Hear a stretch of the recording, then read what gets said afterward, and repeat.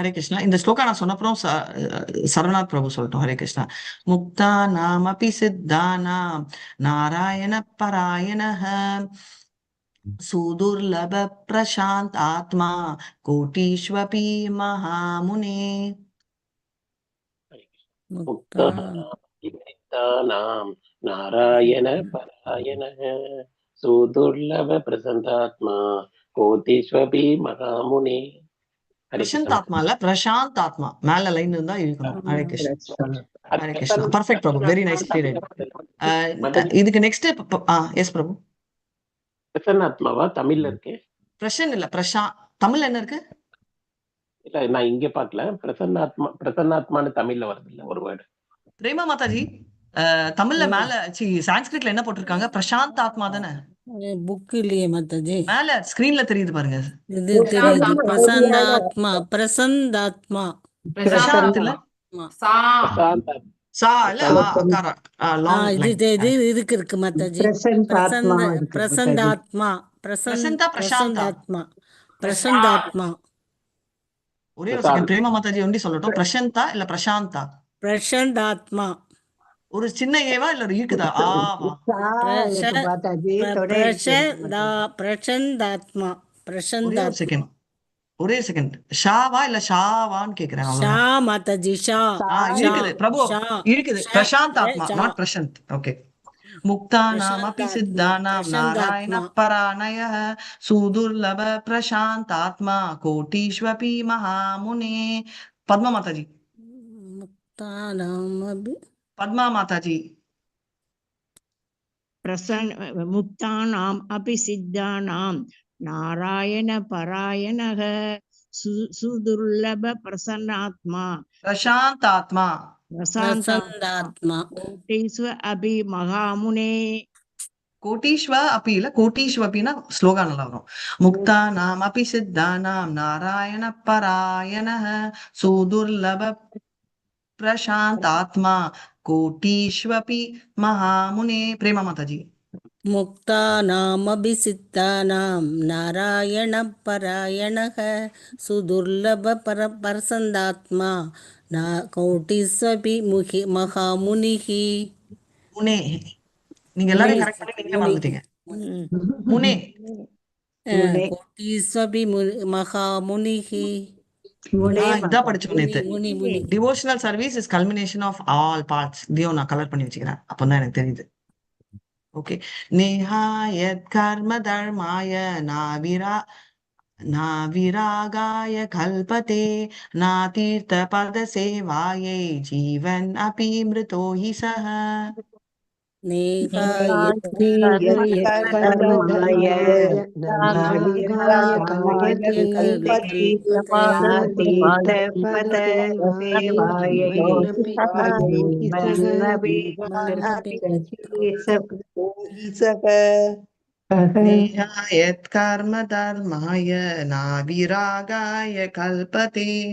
நாதீர்த்த பத சேவாயை ஜீவன் அபி மிருதோ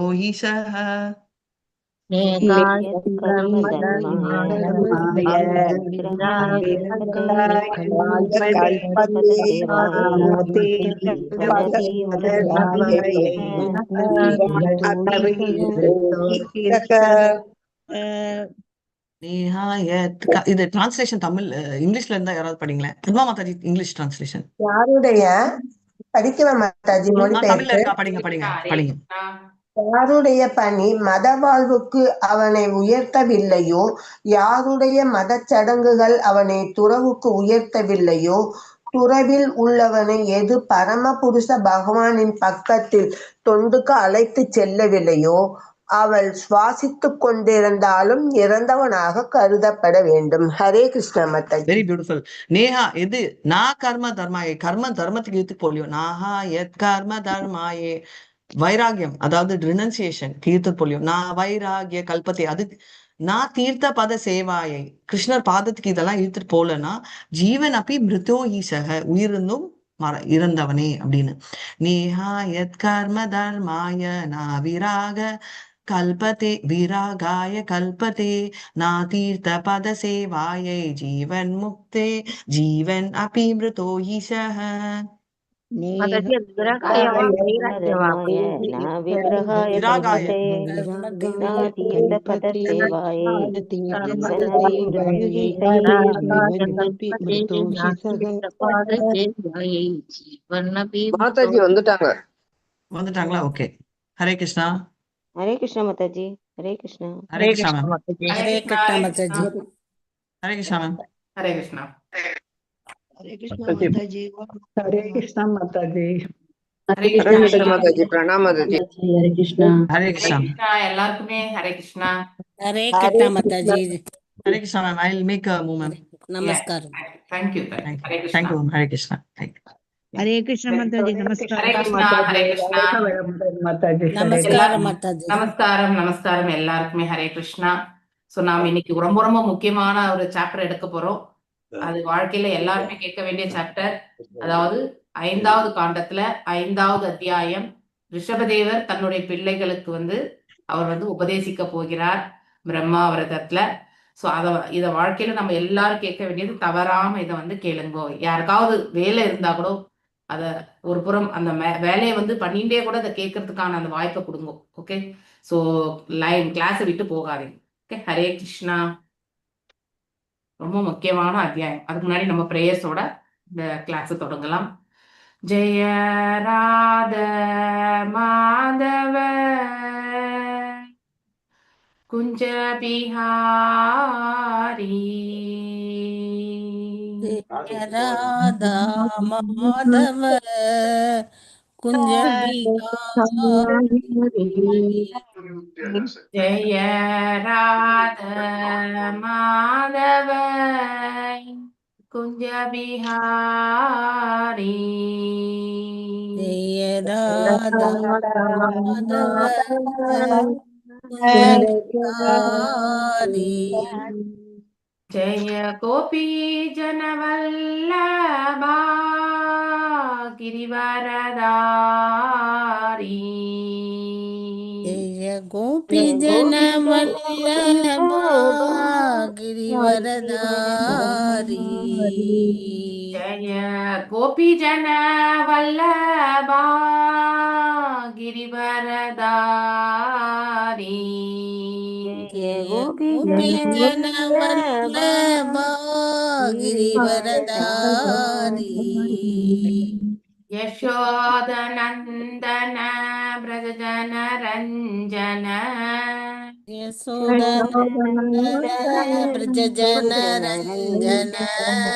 யசோதநந்தன பிரஜன ரஞ்சன யசோதநந்தன பிரஜ ஜன ரஞ்சன. யமுனதீராவனச்சாரி யமுனதீராவனச்சாரி.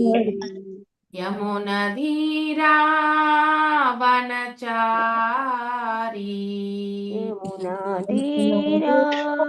वनचारी ஜெய ராத மாதவ குஞ்ச பிஹாரி ஜெய ராதா மாதவ कुंज விஹாரி. ஜெய ராத மாதவ குஞ்ச பிஹாரி जय राधा माधव कुंज बिहारी பிஹாரி. ஹரே கிருஷ்ணா ஹரே கிருஷ்ணா கிருஷ்ண கிருஷ்ண ஹரே ஹரே ஹரே ராம ராம ராம ஹரே ஹரே हरे कृष्ण ஹரே कृष्ण கிருஷ்ணா कृष्ण ஹரே कृष्ण ஹரே हरे ஹரே हरे राम ஹரே ராம ஹரே ராம राम राम हरे ராம हरे ஹரே ஹரே. ஓம் நமோ பகவதே வாசுதேவாய ஓம் நமோ नमो பகவதே भगवते वासुदेवाय வாசுதேவாய. ஓம் நமோ பகவதே வாசுதேவாய. ஓம் நமோ பகவதே வாசுதேவாய. ஓம் நமோ பகவதே வாசுதேவாய. ஓம் நமோ பகவதே வாசுதேவாய. நாராயணம் நமஸ்கிருத்யா நாராயணம் நமஸ்கிருத்ய நரம் செய்வா நரோத்தமம் நரம் செய்வ நரோத்தமம் தேவீம் சரஸ்வதிம் வியாசம் தேவீம் சரஸ்வதிம் வியாசம் ததோ ஜயம் உதீரயேத். ததோ ஜயமுதீரயேத். அஷ்டப்ராயேஷு ஆபத்ரேஷு நஷ்டப்ராயேஷு அபத்ரேஷு நித்யம் பாகவத சேவயாம் நித்யம் பாகவத சேவையா பகவத்ய உத்தம ஸ்லோகே பகவத்ய உத்தம ஸ்லோகே பக்தேர் பவதே நைஸ்திகே. பக்திர் பவதி நைஸ்துகி. இப்போ நாம எல்லாருமே இப்போ பாகவதம்ல 5வது காண்டத்துல 5வது அத்தியாயம்.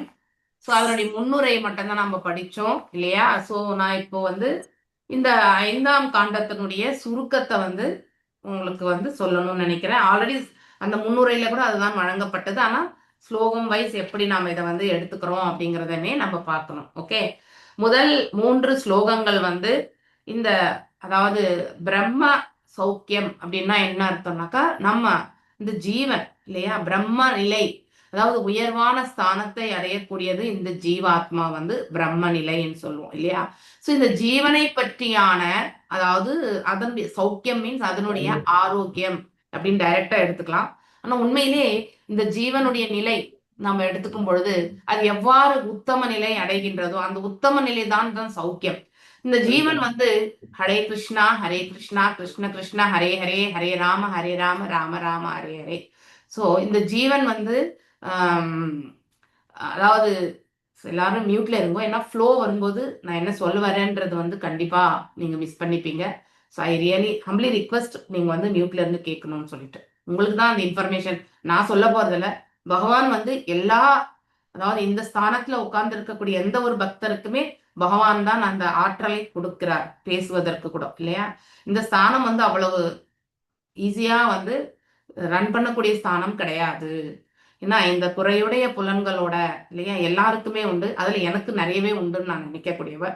அதனால கொஞ்சம் இதை வந்து உங்களை எல்லாருடைய ஒத்துழைப்பும் நான் வேண்டி கேட்டுக்கிறேன். ஓகே, ஸோ நம்ம இந்த ஜீவன் பிரம்ம சௌக்கியம் அப்படிங்கிறது வந்து நம்ம இந்த உடல் பாடிலி பிளாட்ஃபார்ம்ல இருந்து பார்க்கும் பொழுது இந்த உடல் சௌக்கியத்தை பத்தி நம்ம பேசுறோம் இல்லையா, ஆரோக்கியமத்தை பத்தி பேசுறோம் இல்லையா? ஆனா அதே வந்து ஆத்மாவுடைய சௌக்கியத்தை பத்தி நம்ம பேசுறது தான் அந்த பிரம்ம சௌக்கியம். ஆத்மா எப்ப அந்த உன்னதமான நிலையை அடையும்னாக்கா இந்த 3 குணங்களுக்கு அப்பாற்பட்ட நிலைக்கு செல்லும் பொழுதுதான் வந்து உத்தமமான நிலையை வந்து அடையும். அதுதான் பிரம்ம சௌக்கியமே. ஓகே, சோ அந்த அந்த நிலையை அடைவதுதான் ஒரு மனிதனுடைய வாழ்க்கையினுடைய இலக்கு. சோ அப்போ அதை எவ்வாறு நம்ம அடைய பெறுவோம் அப்படின்னாக்கா மகத் சேவா இல்லையா? அதாவது மகத் சேவா பண்ணும் பொழுது மட்டும்தான் நம்மளால வந்து அந்த நிலையை அடைய முடியும். அப்படின்னா இறைவனுடைய திருவடிகளுக்கு நாம் தொண்டு பண்றது இல்லைன்னா இறைவனுடைய அடியார்களுக்கு நாம வந்து தொண்டு பண்றது இல்லையா? அவர்களுக்கு அடியேனுக்கு அடியேன், அந்த மாதிரி தாசனுக்கு தாசனாக நம்முடைய தொண்டு பண்றது. இப்ப நாம எல்லாருமே வந்து ஸ்ரீல பிரபுபாதருடைய இந்த இயக்கத்துக்கு வந்து தொண்டு செய்வதற்கு நம்மள நாம தயார்படுத்திக்கணும். பண்ணிட்டே இருந்தாலும் அதை வந்து பக்குவமாக செயல்படுத்துவதற்கு நம்மள வந்து மனசை வந்து பக்குவப்படுத்தணும் இல்லையா? அப்படின்னா எதையுமே இன்னைக்கு காலையில பிரேமா மாதாஜி அங்க கிளாஸ்ல சொன்ன மாதிரி பக்குவம் என்பது நம்ம கண்டிப்பா எடுத்துக்கணும். சோ அதாவது இந்த ஆத்மாவுக்கு நம்ம பக்குவத்தை கொடுக்கவில்லை என்றால், அதாவது இந்த ஸ்தூலம் சூக்ஷ்மம் எல்லாமே வந்து பக்குவம் அடையவில்லை என்றால் இந்த ஆத்மா வந்து அடுத்த பிறவி என்பது வந்து எந்த நிலையில அடையும்ன்றது நம்மளால சொல்ல முடியாது. அதனால இந்த ஸ்தூலம் சூக்ஷ்மத்தினுடைய செயல்களை நாம பக்குவப்படுத்தணும். அதுவே நம்ம இந்த ஆத்மாவுக்கு கொடுக்கக்கூடிய சௌக்கியம் என்பதை நாம தெரிஞ்சுக்கணும். அது இதை பற்றி உரைப்பதுதான் இந்த முதல் 3 ஸ்லோகங்கள். அடுத்து வந்து ஒருத்தருடைய வாழ்க்கை இலக்கு என்ன சொல்லுங்க? இந்த பிறப்பு இறப்பு சக்கரத்தை வந்து அட்லீஸ்ட் அதையாவது நம்ம தவிர்க்கிறதுக்கு பார்க்கணும், மினிமம் இல்லையா?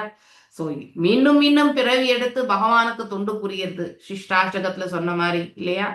சோ அதாவது மம ஜென்மனி ஜென்மனி இல்லையா? சோ அதாவது மீண்டும் மீண்டும் பிறவி எடுத்தாலும் கூட உனக்கு நான் தொண்டு ஹை துக்கி இல்லையா? அதாவது எந்த ஒரு நோக்கமின்றி, அதாவது சுயநலமின்றி, நோக்கம் என்பது என்ன? நம்முடைய நோக்கம். சோ பகவானுடைய, அதாவது அவருக்கு திருவடி தொண்டு புரியறது தான் அதாவது மேன்மையான நோக்கம். ஆனா அந்த நோக்கம் வரணும்னா நம்முடைய நோக்கங்கள் எல்லாமே நமக்கு வந்து இருக்காம இருந்தாதான் அந்த நோக்கத்துக்கே நம்மளால போக முடியும். எது வரைக்கும் நம்முடைய சுயநலத்திற்காக செய்யக்கூடிய தொண்டாக நாம் செய்கின்றோமோ அது எல்லாமே கட்டுண்ட நிலை தான். எப்ப நாம் இறைவனுக்கு என்று மட்டும் மாற்றுகின்றோமோ அந்த மாதிரி நிலை செல்வதுதான் வந்து, அதாவது ஹைதுகி அப்ரஹத்யா அப்ரஹியதா அப்படின்னு சொல்லுவாங்க. அப்படின்னா அன்இன்டரப்டட் அண்ட் அன்மோட்டிவேஷன் சொல்லுவாங்க இங்கிலீஷ்ல. சோ அதாவது எந்த ஒரு, இப்ப நம்ம ஒரு செயல் புரியணும்னா நமக்கு ஏதாவது ஒரு உத்வேகம் இருந்தாதான் நம்ம செய்ய முடியும் இல்லையா? ஏதாவது ஒரு செயல் பண்ணணும்னால நமக்கு உத்வேகம் இருக்கணும். சோ ஆனா அந்த உத்வேகம் வந்து இறைவன் தொண்டுக்குன்ற வரக்கூடிய அந்த பாவத்தை நாம வளர்த்துக்கணும். ஓகே, அப்படியே ஒரு நிலையை நாம புரிஞ்சுக்கணும். சோ மேலும் வந்து இந்த அந்த மாதிரி நம்ம இறைவன் தொண்டுக்கு என்று ஆற்றும் பொழுதுதான் நம்ம வாழ்க்கையில வந்து, அதாவது இந்த பிறப்பு இறப்பு டிரான்ஸ்மைக்ரேஷன் ஆஃப் சோல் இல்லையா? ஒரு உடலிலிருந்து இன்னொரு உடலுக்கு நாம இடம்பெயருது. எவ்வாறு இந்த உடல்ல நம்ம பிறந்த பிறகு வளர்ந்து யவ்வனம், அதாவது முதுமை, அதுக்கப்புறம் வியாதி, மரணம், இது எல்லாவற்றையுமே நாம கடந்து செல்கின்றோமோ, அது போல இந்த உடல்ல இருக்கக்கூடிய இந்த ஆன்மாவும் வந்து மரணத்தின் போது வேறு ஒரு உடலை வந்து ஏற்பதற்கு தன்னை தயார்படுத்தி கொள்கிறது. எப்போ இந்த உடல் வந்து இந்த ஆத்மா தங்குவதற்கான ஒரு சூழல் இல்லையோ, அதாவது இந்த உடல் வந்து அழியக்கூடிய ஒன்று இல்லையா? சோ இதனுடைய உள்ள இருக்கக்கூடிய இந்த உறுப்புகள் எல்லாமே வந்து செயலிழக்க ஆரம்பிக்கிறதோ, அப்ப இந்த ஆன்மா வந்து இங்கே தங்குவதற்கான இடம் வந்து கிடையாது. சோ அப்ப இன்னொரு உடலை அது ஏற்க வேண்டிய கட்டாயத்தை போகுது. அதை நாம வந்து அதற்கான ஒரு இதுதான் வந்து நம்ம வந்து செய்யக்கூடிய பக்தி தொண்டு. சோ ஒருவர் வந்து தான் ஆற்றக்கூடிய பக்தி தொன்று அனன்யமானால், இறைவனுக்கென்றே ஆனால், அல்லது இறைவனுடைய தாசனுக்கென்றே ஆனால், கண்டிப்பாக நாம இந்த பிறப்பிறப்பு சக்கரத்திலிருந்து நாம விடுதலை பெற முடியும். சோ அப்போ அதாவது நம்ம அதை வந்து எவ்வாறு வந்து நம்ம எடுத்து சொல்கின்றோம், அதாவது தர்மமான காரியங்கள், அதனுடைய பலன்களை எல்லாம் வந்து இறைவனுக்கு வந்து வழங்குவது இல்லையா? அது மினிமம் லெவல். அதாவது 12வது அத்தியாயத்துல நம்ம நிறைய வாட்டி உங்களுக்கு நான் சொல்லிட்டே இருக்கேன் இல்லையா? அனன்ய பக்தி முடியலையா, சாதன பக்தி பண்ணு. சாதன பக்தி முடியலையா, அதுல வந்து நிஷ்காம இல்லைன்னா சகாம பண்ணு. அதாவது அடுத்து சகாமவும் பண்ண முடியலையா, ஒரு தியானத்தையாவது, அதாவது ஞானத்தையாவது வளர்த்துக்கோ. ஞானத்தையும் வளர்த்துக்கான ஒரு இது இல்லையா, எஃபெக்ட் இல்லையா, போய் வந்து ஒருத்தர் கிட்ட வந்து நம்ம வந்து தியான பயிற்சிகளாவது கத்துன்னு நம்ம வந்து தியானத்துல வந்து பகவானை சேவிக்கணும். இதெல்லாம் கூட என்னால முடியாதுப்பான்னா, சிம்பிளா நான் செய்யக்கூடிய செயல்களுடைய பலன்களை பகவானுக்கு வந்து துரத்தல் இல்லையா, அவருடைய திருவடிகள்ல சமர்ப்பிக்கிறது. சோ பலன் எதுவாயினும் ஏற்றுக்கொள்ளுது இல்லையா? அந்த ஒரு பாவத்தையாவது நாம வளர்த்துக்கணும். மேலும் வந்து 7ல இருந்து 9. சோ இந்த ஒரு செயல் ஆற்றும் பொழுது நாம் என்ன நிலைக்கு போக முடியும்? நாம இந்த கட்டுண்ட ஒவ்வொரு செயலினுடைய பௌதீக முடிச்சு எல்லாத்தையுமே நாம என்ன பண்றோம், அதாவது அதை வந்து விடுவிக்கக்கூடிய நிலைக்கு நாம எடுத்து செல்கின்றோம். இல்லைன்னா மேலும் மேலும் நாம் என்ன பண்றோம், இந்த இடத்துல பந்தப்படுத்தி கொண்டே இருக்கின்றோம் இல்லையா? குடும்பம் இல்லையா, கணவன் மனைவி பிள்ளைகள், சொந்த பந்தங்கள், உறவினர்கள், சரி இது நண்பர்கள், இந்த நாடு இல்லையா, தேசம், இந்த உலகம், இப்படி நம்முடைய சிறிய வட்டத்திலிருந்து பெரிய வட்டம் வரைக்கும் நாம வந்து எடுத்துட்டு போறோம் நம்ம இல்லையா? சோ இந்த பிணைப்பு என்பது, ஈடுபாடு என்பது இல்லையா? சோ எனக்கு என்னுடைய நாடு, என்னுடைய மக்கள், என் வீடு, என்னுடைய இதெல்லாமே என்னுடையது, நான், எனக்குரிய ஐ அண்ட் மைண்ட், இந்த வஸ்து என்னுடையது, நான், எனக்குடைய இந்த வார்த்தைகள் வந்து எவ்வளவு அதிகமா நாம யோசிக்கிறோமோ அவ்வளவுமே நம்ம என்ன பண்றோம், ஸ்ட்ராங்கான ஒரு பௌதீக முடிச்சு வந்து நாம போட்டுக்கிட்டே இருக்கோம் இந்த ஆத்மாவுக்கு. மீண்டும் மீண்டும் நாம கன்ஃபார்மா வந்துட்டே இருக்கோம். ஆனா எப்ப நாம அனைவரையுமே ஒன்று போல பார்க்கக்கூடிய அந்த பாவத்தை நாம எடுத்துக்கிறோமோ இல்லையா, எல்லாருடைய ஹிருதயத்திலுமே பரமாத்மா விட்டிருக்கிறார் என்ற அந்த ஒரு நோக்கத்தை கொண்டு நாம் செயலாற்றும் பொழுது ஆட்டோமேட்டிக்கலி வந்து நமக்கு வந்து இந்த கர்ம பந்தனத்திலிருந்து விடுதலை அடையக்கூடிய அந்த மார்க்கத்திற்கு செல்கின்றோம். கட்டிங் த நாட்ஸ் இல்லையா? சோ உண்மையிலேயே அந்த பந்தம் எதனால் ஏற்படுகின்றது? அதாவது இங்க இருக்கக்கூடிய அனைத்துமே வந்து உடல் ரீதியான தளத்திலிருந்து நாம நோக்கும் பொழுது இல்லையா, பாடிலி பிளாட்ஃபார்ம், மாயையில் நாம் இருந்து கொண்டு 3 குணங்களுடைய ஆட்சியின் கீழே இருந்து கொண்டு நாம் செயலாற்றும் பொழுதுதான் இந்த முடிச்சு வந்து ரொம்ப ஸ்ட்ராங்கா போயிட்டே இருக்கும். அப்படி அதையுமே நாம படிக்கிறோம் இல்லையா? இல்லைன்னா நம்ம வந்து கர்ம பந்தனத்திலிருந்து சுலபமாக விடுபட முடியும். ஓகே, இது வந்து 7ல இருந்து 9வது ஸ்லோகம். மற்றும் 10ல இருந்து 14வது ஸ்லோகம் வந்து 25 ஸ்டெப்ஸ், அதாவது 25 ப்ராசஸ், என்னெல்லாம் நம்ம வந்து பண்ணாக்கா நம்ம மோட்சத்திற்கான மார்க்கத்தை போக முடியும்னு ரிஷபதேவர் எடுத்துரைக்கக்கூடிய ஸ்லோகங்கள். அது வந்து 10ல இருந்து 14வது ஸ்லோகங்களை வந்து படிக்கும் பொழுது அவர் என்ன விதத்துல வந்து சொல்றார் அப்படிங்கறத வந்து நாம பார்ப்போம். அடுத்து 15ல இருந்து 18 ஆப்ளிகேஷன்ஸ் ஆஃப் எ லீடர் அப்படின்னா ஒரு ஒரு சீஃபா இருக்கக்கூடியவங்க இல்லைன்னா ஒரு குருவா இருக்கக்கூடியவங்களுடைய கடமைகள் என்ன அப்படிங்கறது எல்லாமே சொல்லக்கூடியது. ஓகே, ஸோ அதாவது நம்ம ஒரு குருவனுடைய ஸ்தானம் என்னன்னா அவருடைய பக்தர்களை வந்து கரை சேர்க்க முடியலைன்னா அவர் கண்டிப்பா குருவாகவே ஆகக்கூடாது. Okay, so that's how. So more actually நாமள டிசைபிள்ஸ் ஆனா நமக்கு சிறியதான ஒரு பொறுப்பு தான். அதாவது 16 மாலை, அடுத்து 4 ரெகுலேஷன்ஸை வந்து கரெக்டா ஃபாலோ பண்ணணும் அப்படிங்கிறது மட்டும்தான் நமக்கு இருக்கக்கூடிய சிறிய கூடு. ஆனா குருவுக்கு அப்படி கிடையாது. ஒவ்வொரு பக்தனுடைய அதாவது இந்த பௌதீக பந்தத்தை வந்து முடிச்ச வந்து அழுத்து விடுறதுக்கான மார்க்கத்தை ஏற்படுத்தி கொடுக்கக்கூடியது யாருன்னா குரு தான். ஏன்னா அவர் அவ்வளவு ஆஸ்டாரிட்டிஸ் அவர் வந்து ஃபாலோ பண்ணி இறைவனுடைய ஆசிகளை பெற்று ஒருத்தரையுமே அவர் கரை சேர்க்கிற வரைக்குமே அவர் வந்து மேல போய் சேர முடியாது. Okay, he will be always waiting. So எதன் மூலியமா நம்ம எத்தனை பிறவி எடுத்தாலுமே அத்தனை பிறவிகளையுமே வந்து ஏதோ ஒரு ரூபத்துல வந்து நம்மளை வந்து அந்த முடிச்செல்லாம் அழுத்து வைகுண்டம் கோலோகம் நம்ம எந்த ரூபத்துல பகவானை சேவிக்கிறோமோ அந்த பர்டிகுலர் வைகுண்டத்திற்கு, உயர்வான வைகுண்டம் எது? கோலோகம். ஸோ நம்ம கிருஷ்ணருடைய ரூபத்துல சேவிச்சா கோலோகத்திற்கும், இல்லை நாராயணுடைய ஸ்வரூபம், நரசிம்ம ஸ்வரூபம், வாமன ஸ்வரூபம், இல்லையா ராமருடைய ஸ்வரூபம், எந்த ரூபத்துல நாம வந்து பகவானை சேவிக்கிறோமோ அந்த வைகுண்டத்திற்கு பகவான் வந்து அழைச்சிட்டு, அதாவது குரு வந்து அங்க போய் சேர்ற வரைக்கும் அவருடைய கடமை பொறுப்பு வந்து முடியறதே கிடையாது. ஓகே, ஸோ அதை வந்து நம்ம நல்லா புரிஞ்சுக்கணும். இன்னொன்னு, ஒரு ஒரு ஒரு குரு என்ற ஸ்தானத்துல இருக்கிறவங்க வந்து தன்னுடைய பக்தனுடைய முன்னேற்ற பாதை, ஆன்மீக முன்னேற்ற பாதை, அதாவது எப்படி டாக்டர் வந்து நமக்கு ஒரு ஃபேமிலி டாக்டர் வந்து ஹெல்த் செக் பண்றாரோ அது போல நமக்கு குரு வந்து நம்முடைய ஆன்மீகத்தினுடைய ஆரோக்கியத்தை வந்து ஒவ்வொரு க்ஷணமுமே அவர் வந்து நம்ம பார்த்துட்டே இருக்கார். ஸோ ஃபார் எக்ஸாம்பிள் நம்ம குருவோட பேசியிருக்க மாட்டோம் இல்லையா. இப்போ ஜெயபாத சாமி மகாராஜ் பார்த்தீங்கன்னாக்கா நிறைய பேர் வந்து அவருடைய டிசைபிள்ஸ் இல்லையா. ஸோ அவ்வளோ பெரிய கான்கிரேஷன், அத்தனை கான்கிரேஷன் மக்களோடையுமே அவர் வந்து பேசணும்னா அவருக்கு வந்து அதாவது டைம் டேபிளே வந்து பத்தாது. ஆனாலும் இஸ் ஆல்வேஸ் தேர் அப்படிங்கிற அந்த உணர்வு நமக்கு இருந்தாக்கா கண்டிப்பா அதன் மூலியமா அவர் சம்பந்தத்தை நாம ஏற்படுத்திக்கிறோம்.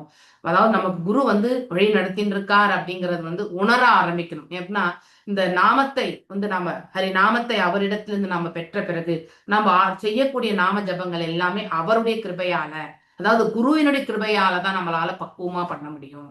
நம்முடைய அனர்த்தங்கள் எல்லாம் வந்து நிவர்த்தி அடையிறது வந்து குருவினுடைய கிருபையால தான். It is not easy. 16 மாலை பண்றது என்பது அவ்வளவு சுலபமே கிடையாது. ஆனா அதுல எத்தனை வாட்டி நம்ம கொட்டாவி விட்டுருப்போம், எத்தனை வாட்டி நம்ம தூங்கி இருப்போம் இல்லையா. அதாவது தீட்சை பெறாததுக்கு முன்னாடி, தீட்சை பெறாதவங்களுடைய அனுபவம் இப்படி இருக்கும். ஓகே, ஆனா தீட்சை பெற்ற பிறகு நம்ம வந்து அது எல்லாத்துலேயுமே நம்மளை வந்து ரட்சித்து இல்லையா நாம ஜபத்தை வந்து பக்குவமா செய்யறதுக்கான அந்த வாய்ப்பை வந்து குருனுடைய கிருபையால மட்டும்தான் நமக்கு கிடைக்க பெறுகிறது. ஓகே, ஸோ இது எல்லாமே நம்ம படிக்கிறோம். அடுத்து வந்து 19ல இருந்து 20 பகவானும் மற்றும் பக்தன் ஒரே குடும்பம் இல்லையா, வேறு குடும்பம் அல்ல. ஓகே, ஸோ அதனால வாசுதேவ குடும்பம் இல்லையா.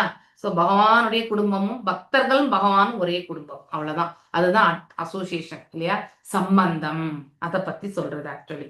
ஸோ அதாவது மேலும் வந்து அவர் வந்து தன்னுடைய மகன் பரத மகாராஜாவுக்கு வந்து அதாவது பகவானை எப்படி பக்தி தொண்டு புரியறது எல்லாருக்குமே வந்து அந்த ஒரு வழி மார்க்கத்தை வந்து எடுத்துரைக்கிறார். இது வந்து 20வது ஸ்லோகம் வரைக்கும். 21ல இருந்து 27 வரைக்கும் பிராமணர்களுக்கு ஆன புகழாரங்கள். ஏன்னா அந்த பிரம்மா அவதார வந்து ஆல்ரெடி பிராமணர்கள் வந்து மக்களுக்கும் அதாவது மேலும் வந்து தன்னுடைய பிள்ளைகளுக்கு எல்லாமே வந்து அவர்கள் வந்து உபதேசங்களை செய்துட்டு இருந்தாங்க இல்லையா. அந்த உபதேசங்கள் வந்து செய்யும் பொழுதுதான் ரிஷபதேவர் அங்க போனார் இல்லையா. சோ அவர் வந்து அவருடைய உபதேசங்களை எல்லாம் முடிச்ச பிறகு அவர் வந்து பிராமணர்களுக்கு புகழாரங்கள் வந்து சூட்டுகின்றார். அது வந்து 21ல இருந்து 27வது ஸ்லோகம் இல்லையா. சோ பிராமணர்களுடைய குவாலிட்டிஸை வந்து இல்லையா, அவங்களுக்கு எந்த மெட்டீரியல் ஆஸ்பிரேஷன் கிடையாது. அவங்களுக்கு பிராமணர்களுக்கு வந்து இது வேணும் அது வேணும்ன்றது எல்லாமே கிடையாது. That is the true quality of a brahmana. ஆனா அவங்களுக்கு எதுவுமே வேணும்னா அவங்களும் மனிதர்கள் தானே இல்லையா? சோ அவங்களுக்கு தேவையானதை வந்து போஷணம் பண்ண வேண்டியது யாருடைய கடமை? சத்திரியனுடைய கடமை. சோ அவர்களுடைய தேவைகள் என்னன்றத வந்து அவங்க எல்லாமே மினிமம் ரிக்குவயர்மெண்ட் தான் இருக்கும். அந்த மினிமம் ரிக்குவயர்மெண்ட்டே நம்ம கரெக்டா பார்த்துக்கணும். நம்ம பார்த்துட்டாலே அவங்க வந்து எதுவுமே கேட்க மாட்டாங்க, கேட்டு பெற மாட்டாங்க. ஸோ அவங்க தான் பிராமணர்ஸ். ஓகே. அடுத்து ரிஷபதேவா வந்து அவதூதராகிறது. அது வந்து 28லேருந்து 35வது ஸ்லோகம். அது அப்ப என்ன பண்றார்? அவர் வந்து பரத மகாராஜாவுக்கு மணிமகுடம் சூட்டுகின்றார். மேலும் வந்து வீட்டை துறக்கின்றார், அதாவது அரண்மனையை துறந்து இல்லையா? ஸோ அதுக்கப்புறம் வந்து அதாவது எந்த ஒரு சித்திகளை எல்லாம் அவர் வந்து வெளிப்படுத்தல. ஆனா அவர் வந்து ஹீஸ் இன் த டிரான்சிடன்ஸ், அதாவது தெய்வீக நிலையில அடைந்து அவர் அவதூதராக செல்கின்றார். இதுதான் நம்ம படிக்க போறது இந்த அத்தியாயத்துல. ரொம்ப முக்கியமான அத்தியாயம். இருக்கக்கூடிய அத்தியாயத்துல இதுல நிறைய ஸ்லோகங்கள் வந்து உங்களுக்கு நிறைய இடங்கள்ல ரெஃபரன்ஸ் வரும். ஓகே. ஸோ இந்த அத்தியாயத்தை வந்து நல்ல கவனத்தை கொண்டு நாம வாசிக்கணும், புரிஞ்சுக்க முயற்சி பண்ணணும். Okay. Don't miss the classes. Okay. Hare Krishna. உங்களால வந்து உட்காந்து கேட்க முடியலன்னா அட்லீஸ்ட் உங்க வேலை பண்ணிட்டு மியூட்ல இருந்துட்டு கேளுங்க. ஓகே. ஹரே கிருஷ்ணா. ஏன்னா வீட்டில் நிறைய பேருக்கு வேலை இருக்கும் அப்படிங்கிறது எனக்கு தெரியும். அதனால டோன்ட் மிஸ் த கிளாஸ். ஒரு நிமிஷம். ஏதாவது டவுட் இருக்கா இந்த சம்மரியில, இந்த சுருக்கத்துல ஏதாவது? நல்லாவே புரியுது மாதாஜி, நல்லா புரிஞ்சுது, நோட் பண்ணிட்டோம். Thank you thank you. 5வது அத்தியாயம், 5வது காண்டம், 5வது அத்தியாயம் மிக மிக முக்கியமான அத்தியாயம். ஓகே.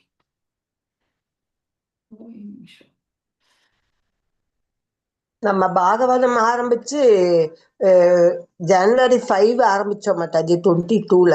ஆமா கரெக்டா அந்த ஜனவரியில நம்ம 5th கேண்டோ வந்துட்டோம்.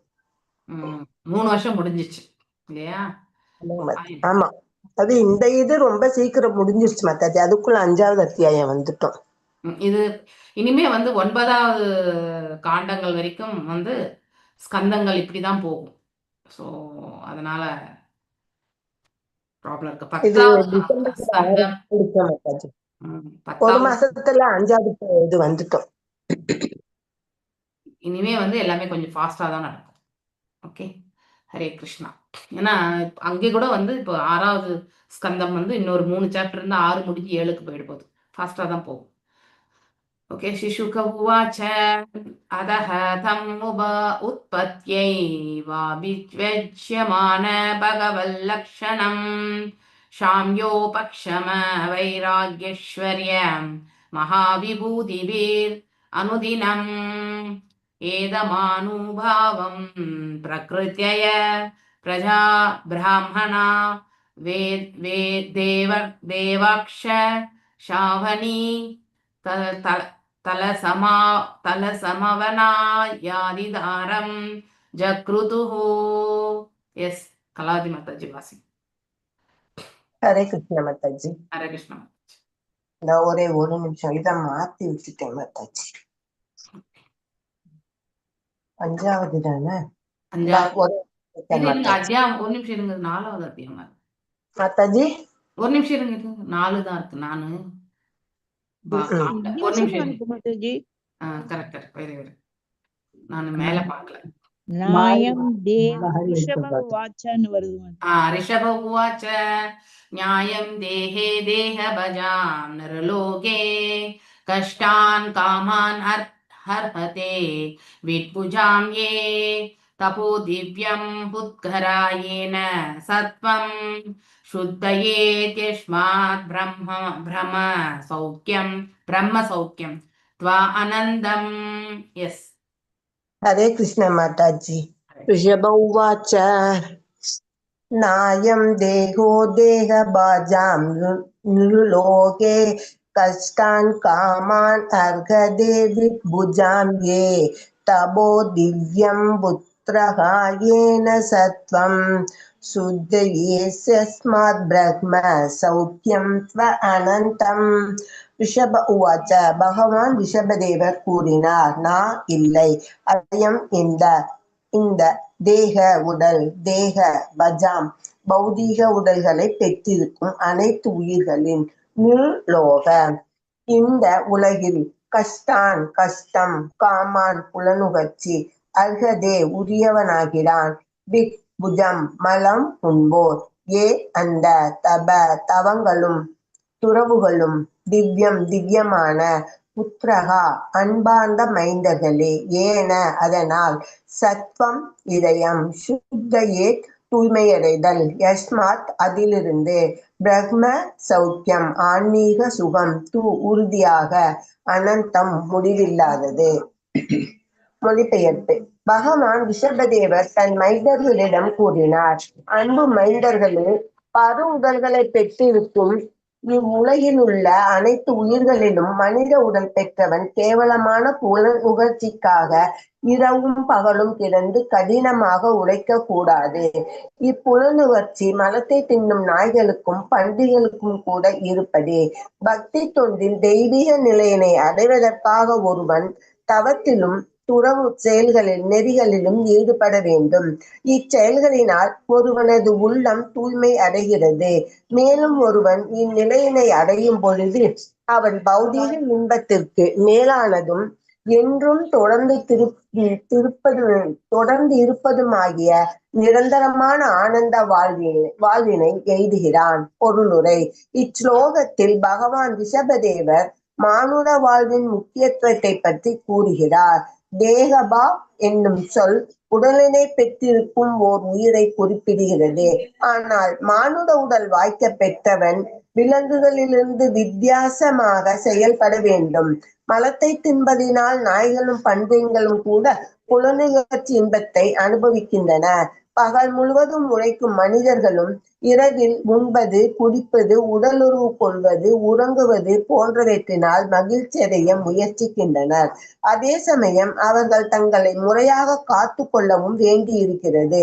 ஆயினும் இது மனித நாகரிகம் ஆகாது. மானுட வாழ்க்கை என்பது ஆன்மீக வாழ்வில் முன்னேறுவதற்காக தன்னை வருத்தி கொள்வதாகும். உண்மையில் இங்கு விலங்குகளும் மரங்களும் கூட துன்புறுகின்றன. அத்துன்பங்கள் அவற்றின் முன்னிலை பயன்களாகும். இதற்கு முற்றிலும் மாறாக தெய்வீக வாழ்க்கையினை அடைவதற்காக மனிதர்கள் தவம் மற்றும் துறவு நெறிகளை ஏற்றுக்கொள்வதன் மூலம் தாமே துன்பத்தினை ஏற்றுக்கொள்ள வேண்டும். திவ்ய வாழ்க்கை எய்த பெற்ற பிறகு ஒருவன் மகிழ்ச்சியினை என்றும் அனுபவிக்கலாம். சாதாரணமாக எல்லா உயிர்களும் இன்பம் அனுபவிக்கவே முயற்சிக்கின்றன. ஆயினும் பரு உடலில் சிறைப்பட்டிருக்கும் வரை அவன் பல்வகையான துன்பங்களை அனுபவிக்க வேண்டியதிருக்கிறது. ஓர் உயர்ந்த உணர்வு மானுட வடிவில் இருக்கின்றது. நித்தியானந்தம் பெறவும் முழுமுதற் கடவுளை அடையவும் நாம் உயர்ந்த அறிவுரையின்படி நடத்தல் வேண்டும். இச்லோகத்தில் அரசாங்கமும் இயற்கை பாதுகாவலரான தந்தையும் சிறியோர்களுக்கு கல்வியளித்து அவர்களை கிருஷ்ண உணர்வுக்கு உயர்த்த வேண்டும் என்று குறிப்பிடப்பட்டிருப்பது மிகவும் முக்கியமானது ஆகும். கிருஷ்ண உணர்வு இல்லாததினால் அனைத்து உயிர்களும் ஜனன மரண சுழற்சியில் நித்தியமாக கிடந்து உழல்கின்றன. இவர்களை இப்பந்தத்திலிருந்து விடுவிக்கவும் மகிழ்ச்சியும் ஆனந்தமும் அடைவதற்கான திறன் பெற செய்யவும் இவர்களுக்கு பக்தி யோகத்தினை கற்பிக்க வேண்டும். பக்தி யோக நிலைக்கு எவ்வாறு உயர்வு பெறுவது என்று மக்களுக்கு போதிக்க மதியற்ற சமுதாயம் மறுதளிக்கிறது. கிருஷ்ண உணர்வில்லாதவன் பன்றியை விடவும் நாயை விடவும் ஒன்றும் உயர்ந்தவன் இல்லை. இன்றைய சூழ்நிலைக்கு ரிஷபதேவரின் அறிவுரைகள் மிகவும் இன்றியமையாதவை. புலனுகர்ச்சிக்காக கடினமாக உழைப்பதற்கு மக்களுக்கு கல்வியும் பயிற்சியும் அளிக்கப்படுகின்றது. வாழ்க்கையில் உயர்ந்த குறிக்கோள் என்பது இல்லாது போய்விட்டது. ஒருவன் தன் குடும்பத்தை காப்பாற்றுவதற்காக அதிகாலையில் எழுந்து புறநகர் ரயிலை பிடித்து ஆடு மாடுகள் போல் அடைப்பட்டுத்தான் சேர வேண்டிய இடத்தினை அடைவதற்கு 1 மணி 2 மணி நேரங்கள் கால் கடுக்க நின்று கொண்டே பயணம் செய்கிறான். பிறகு ரயில்வே நிலையத்திலிருந்து ஒரு பேருந்தில் தன் அலுவலகம் செல்கிறான். இவ்வலுவலகத்தில் காலை 9 மணியிலிருந்து மாலை 5 மணி வரை கடுமையாக உழைக்கிறான். பின்னர் அங்கிருந்து தன் வீட்டிற்கு 2-3 மணி நேரங்கள் பயணம் செய்து கொண்டு பின்னர் இரவில் வீட்டை அடைந்து உண்டு தன் மனைவியுடன் உடலுறவு கொண்டு பின்னர் உறங்குகிறான். ஒரு மனிதன் வித்தியாசமான முறையில் வாழ்வதற்கு முயல வேண்டுமே ஒழிய நாயைப் போலவும் பன்றியைப் போலவும் பாவனை செய்ய முயற்சிக்க கூடாது. இதற்கு மாற்றே இங்கு குறிப்பிடப்பட்டிருக்கிறது. மனித வாழ்க்கை தவம், துறவு, விரதம் போன்றவற்றிற்கு ஆனதாகும். தவத்தினால் ஒருவன் பௌதீக பிடியிலிருந்து வெளிவர முடியும். ஒருவன் கிருஷ்ண உணர்வு என்னும் பக்தி தொண்டில் இருக்கும் பொழுது அவனது மகிழ்ச்சிக்கு நித்திய உத்தரவாதம் அளிக்கப்படுகிறது. பக்தியோகம் என்னும் பக்தி தொண்டினை மேற்கொள்ளும் பொழுது ஒருவனது வாழ்க்கை தூய்மையடைகிறது. பிறவிகள் தோறும் இன்பத்தினையே உயிர் தேடிக் கொண்டிருக்கின்றனர். ஆனால் அவன் பக்தி யோகத்தில் பயிற்சி பெற்றால் மட்டுமே அவனது அனைத்து பிரச்சனைகளையும் தீர்க்க முடியும். பின்னர் அவன் உடனடியாக வீடு பேறு பெற்று முழுமுதற் கடவுளை அடைவதற்கு தகுதி உடையவன் ஆகிறான். பகவத்கீதையில் பின்வருமாறு 4.9 உறுதி செய்யப்படுகிறது. ஜன்ம கர்ம சமே திவ்யம் ஏவம் யோ வேத்தி தத்வதக தியக்த்வா தேகம் புனர்ஜன்ம நைத்திமான் ஏதிஷோ அர்ஜுன. எனது தோற்றத்தின் உன்னத இயற்கையினையும் செயல்களையும் அறிந்தவன் தன் உடலை துறந்த பிறகு மீண்டும் இந்த உலகில் பிறப்பதில்லை. மாறாக அவன் எனது நித்திய உறைவிடத்தினை அடைகிறான். ஓ அர்ஜுனனே. ஹரே கிருஷ்ணா மாதாஜி. தேங்க்யூ மாதாஜி. மாதாஜி. வனமாலினி மாதாஜி அடுத்த ஸ்லோகம். மகத் சேவாம் துவாரம் ஆஹூர் விக்தேஸ் தமோத்வாரம் யோஷிதாம் சங்கி சங்கம் மகாந்தஸ்தே சமசித்தாஹ பிரசாந்தா விமன்யவஹ சுஹ்ருத சாதவோயே. ஹரே கிருஷ்ணா மாதாஜி. பதம் 2. மகத் சேவாம் துவாரம் ஆஹூர் விக்தேஸ் தமோத்வாரம் யோஷிதாம் சங்கி சங்கம் மகாந்தஸ்தே சமசித்தா பிரசாந்தா விமன்யவ சுக்ருதஸ் சாதவோயே. மகத் சேவாம் ஆன்மீக வளர்ச்சி பெற்ற மகாத்மாக்களுக்கு தொண்டு செய்தல். துவாரம் இவ்வாறு ஆகு அவர்கள் கூறுகின்றனர். விமுக்ருத்தே விடுதலையின், தம துவாரம் இருட்டறைக்கு செல்லும் வழி, நரக வாழ்க்கை. யோஷிதாம் பெண்களின், சங்கி துணைவர்களின், சங்கம் தொடர்பு. மகாந்த ஆன்மீக உணர்வில் நன்கு முன்னேறியவர்கள். தே அவர்கள், சம சித்தா ஆன்மீக அடையாளத்துடன் அனைவரையும் பார்ப்பவர்கள். பிரசாந்தா பிரம்மம் அல்லது பகவானில் மிகவும் அமைதியாக இருத்தல். விமன்யவ ஆத்திரமின்றி கிருஷ்ண சிந்தனையை பகைவருக்கு கூட அவர்கள் மீது ஆத்திரம் கொள்ளாது ஒருவன் வழங்க வேண்டும். சுக்ருத்தே அனைவரின் நலன் விரும்புவோர். சாதவ அருவருக்கத்தக்க நடத்தை இல்லாத உயர்ந்த பக்தர்கள். ஏ அவர்கள். மொழிபெயர்ப்பு. உலக பிடிப்பிலிருந்து ஆன்மீகத்தில் உயர்வு பெற்ற மகான்களுக்கு தொண்டு செய்வதன் மூலமே விடுதலைக்கான பாதையின் ஒருவன் அடைய முடியும். இம்மகான்கள் அருவவாதிகள் மற்றும் பக்தர்கள் ஆவர். பகவானது தோற்றத்தில் தான் இணைய வேண்டும் என்று ஒருவன் விரும்பினாலோ அல்லது முழு முதற் கடவுளுடன் தொடர்பு கொள்ள விரும்பினாலோ அவன் மகாத்மாக்களுக்கு தொண்டு செய்ய வேண்டும். இச்செயலில் ஆர்வமின்றி பெண்கள் மற்றும் பாலியல் விருப்பமுடையோருக்கு நரகத்தின் பாதை அகலமாக திறந்து வைக்கப்பட்டிருக்கிறது. மகாத்மாக்கள் சம நோக்குடையவர்களாகவும் பக்தி தொண்டில் முற்றிலும் ஈடுபட்டவர்களாகவும் அவர்கள் சினத்தினை தவிர்த்து அனைவரின் நலனுக்காக உழைப்பவர்களுமாவர். அவர்கள் பிறர் வெறுக்கத்தக்க முறையில் நடப்பதும் இல்லை. இப்படிப்பட்டவர்களே மகாத்மாக்கள் ஆவர். பொருளுரை. மனித உடல் ஒரு இருமுனை சந்திப்பு போன்றதாகும். ஒருவன் விடுதலைக்கான பாதையிலோ அல்லது நரகத்திற்கான பாதையிலோ செல்லலாம். இப்பாதைகளை தேர்ந்தெடுத்து கொள்வது குறித்து இங்கு விளக்கப்பட்டிருக்கிறது. விடுதலைக்கான பாதையில் ஒருவன் மகாத்மாக்களோடு தொடர்பு கொள்கிறான். நரகத்திற்கான பாதையில் ஒருவன் புலநுகர்ச்சியில் பற்றுடையோர் மற்றும் பெண்களுடன் தொடர்பு கொள்கிறான்.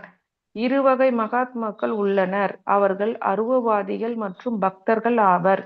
அவர்களின் இறுதி லட்சியத்தில் பேதம் இருந்த போதிலும் வீடு பேற்றுக்கான முறை என்னவோ பெரும்பாலும் ஒன்றாகத்தான் இருக்கிறது. இருவரும் என்றும் அழியாத ஆனந்தத்தினையே விரும்புகின்றனர். ஒருவர் அருவ பிரம்மத்துடன் இணைவதிலும் மற்றொருவர் முழுமுதற் கடவுள் தொடர்பு கொள்வதிலும் மகிழ்ச்சியை தேடுகின்றனர். முதல் ஸ்லோகத்தில் பிரம்ம சௌக்கியம் என்று குறிப்பிடப்பட்டிருக்கிறது. பிரம்மம் என்பதற்கு ஆன்மீகம் அல்லது நித்தியம் என்று பொருள். ஓர் அருவவாதியும் பக்தனும் அழியாத பெரு வாழ்வினையே நாடுகின்றனர். இருட்டிலும் ஒருவன் நிறைவடைய வேண்டும் என்றே அறிவுறுத்தப்படுகிறான். சைத்தன்ய சரித்ராமிர்தத்தின் வார்த்தைகளில் மத்திய லீலை 22.87 சொல்லப்போனா அசத் சங்க தியாக ஏ வைஷ்ணவ ஆச்சார ஸ்ரீ சங்கி ஏக அசாத்து கிருஷ்ணா பக்த ஆர. உலக இயற்கை குணங்களின் தொடர்பின்றி இருப்பதற்கு ஒருவன் அசத் லோகாயதவாதிகளின் தொடர்பினை துண்டித்தல் வேண்டும். 2 வகையான லோகாயதவாதிகள் உள்ளனர். ஒருவர் பெண்கள் மற்றும் புலனுணர்ச்சியில் பற்றுடையவனாக இருக்கிறான். மற்றொருவர் பக்தன் இல்லாதவனாக இருக்கிறான். நேர்முறை என்பது மகாத்மாக்களுடன் தொடர்பு கொள்வதாக இருக்கிறது. எதிர்முறை என்பது பக்தர் அல்லாதார் மற்றும் பெண் வேட்டைக்காரர்களை தவிர்ப்பதாக இருக்கிறது. தேங்க்யூ மாதாஜி. ஹரே ஹரே கிருஷ்ணா கிருஷ்ணா. மாதாஜி. ஓகே, இன்னைக்கு 3 ஸ்லோகம் பார்க்கலாம். கீதா மாதாஜி வாசிங்கோ, மல்லிகா மாதாஜி, பிரேமா மாதாஜி நாளைக்கு வாசிங்க. ஓகே, ஹரே கிருஷ்ணா. ஏவா மயீஷே கிருத சௌஹ்ருதார்த்த சௌதா ஜனேஷு தேஹம்பர வார்த்திகேஷு கிருஹேஷு ஜாயாத்மஜ ராதிமத்சு நா பிரீதியுக்தா யாவத் அர்த்தாக்ஷசலோக. எஸ், हरे कृष्णा माताजी. ஹரே கிருஷ்ணா. एवा महिषे कृत सौश्रुतार्थ जानेषु तेहां परवर्तिकेषु गृहेषु जयात्मजा रातिमस्तु न प्रतियुक्ता यावत् அத்தாச்சலோக. ஏ அவர்கள், வா அல்லது, மயி எனக்கு, ஈஷே முழுமுதற் கடவுள், கிருதா சௌக்ருதா அர்த்தா அன்பினை வளர்த்துக் கொள்வதில் மிக்க ஆர்வம், தாஸ்ய சக்கிய வாத்சல்ய அல்லது மாதுரிய ரச உறவுகள், ஜானேஷு மக்களுக்கு, தேகாம்பர வர்த்திகேஷு ஆன்மீக முக்தி அடைவதில் விருப்பமின்றி உடலை பேணுபவர்கள், கிரகேஷு இல்லத்திற்கு, ஜாயா மனைவி, ஆத்மஜா குழந்தைகள், ராதி செல்வம் அல்லது நண்பர்கள், மத்சு கட்டப்பட்ட, நா இல்லை, பிரீத்தி யுக்த மிக பற்று கொண்டு, யாவத் அர்த்தா தேவைப்படும் அளவிற்கு மட்டும் சேகரித்து வாழ்பவர்கள், சா மேலும், லோகே இந்த உலகில். மொழிபெயர்ப்பு. கிருஷ்ண சிந்தனையை புதுப்பித்துக் கொள்வதில் ஆர்வமும் முழுமுதற் கடவுளின் மீது பேரன்பும் உடையவர்கள் கிருஷ்ணனுடன் தொடர்பில்லாத எதனையும் செய்ய விரும்புவதில்லை. உண்பது, உறங்குவது, புணர்வது, தற்காத்து கொள்வது மூலம் உடலை பேணுபவர்களுடன் அவர்கள் கலந்துரையாடுவதில்லை. இல்லற வாசிகளாக இருப்பினும் குடும்பத்தின் மீதும் மனைவி, மக்கள், செல்வம், நண்பர் என்று எவர் மீதும் பற்று வைப்பதில்லை. ஆயினும் தங்கள் கடமைகளை ஆற்றுவதில் எந்தவித வேறுபாடும் காட்டுவதில்லை. உடல், ஆத்மா என்னும் இவ்விரண்டினையும் காத்து கொள்வதற்கு மட்டுமே அவர்கள் பொருள் ஈட்டுவர். பொருளுரை. பக்தனோ அல்லது அருவவாதியோ ஆன்மீகத்தில் வளர்ச்சியடைய வேண்டும் என்று விரும்பினால் நாகரிக வளர்ச்சி என்ற பெயரில் உடலினை மட்டும் பேணுபவரோடு உறவு கொள்ளக்கூடாது. ஆன்மீக வாழ்வில் பற்றுள்ளவர்கள் மனைவி, மக்கள், நண்பர்கள் போன்றோரின் துணையுடன் கூடிய குடும்ப சுகத்தில் பற்று வைக்க கூடாது. இல்லறவாசி எனில் அவன் தனது ஆத்மா மற்றும் உடலினை பேணக்கூடிய அளவிற்கு பொருள் ஈட்டுவதில் மட்டுமே திருப்தி அடைய வேண்டும். அதற்கு கூடவோ அல்லது குறையோ ஒருவன் பொருள் வைத்திருத்தல் கூடாது. இங்கே குறிப்பிட்டிருக்கின்றபடி ஸ்ரவணம், கீர்த்தனம், விஷ்ணு ஸ்மரணம், பாத சேவனம், அர்ச்சனம், வந்தனம், தாஸ்யம், சக்கியம், ஆத்ம நிவேதனம் என்னும் பக்தி யோகத்திற்கே ஓர் இல்லறத்தான் பொருளீட்ட வேண்டும். ஓர் இல்லறத்தான் கேட்பது, ஓதுவது என்பதற்கு முற்றிலும் வாய்ப்புடைய வாழ்க்கையினையே வாழ வேண்டும். அவன் மூர்த்தியத்தினை வீட்டில் வைத்து வழிபட்டு விழாக்கள் நடத்தி நண்பர்களை அழைத்து அவர்களுக்கு பிரசாதம் வழங்க வேண்டும். இவற்றுக்குத்தான் ஒருவன் பொருள் ஈட்ட வேண்டுமே ஒழிய பொருள் நுகர்ச்சிக்காக கூடாது. தேங்க்யூ மாதாஜி. ஹரே கிருஷ்ணா ஹரே கிருஷ்ணா மாதாஜி. மாதாஜி. தேங்க்யூ மாதாஜி. மோமஜ்ஞானதிமிராந்தஸ்ய ஞானாஞ்சனயசலாக்கய சக்ஷுருன்மிலிதம் ஏன தஸ்மை ஸ்ரீ குரவே நமः. श्रीचैतन्यमनोभीष्टं स्थापितं येन भूतले स्वयं रूपा गदा मह्यं ददाति स्वापदाण्डिकम्. हे कृष्णा करुणा सिन्धु दीनबन्धो जगत्पते गोपेशा गोपिका कान्ता राधकान्ता नमस्तुते.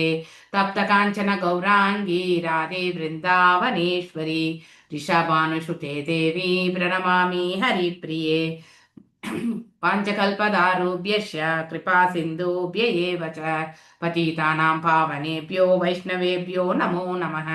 नमो विष्णुपादाय कृष्णप्रेष्ठाय भूतले श्रीमती भक्तिवेदान्त स्वामिनिधि नामिने नमस्ते सारस्वते देवे गौरवाणी प्रचारिणे निर्विशेष शून्यवादे पाश्चात्यदेशधारिणे.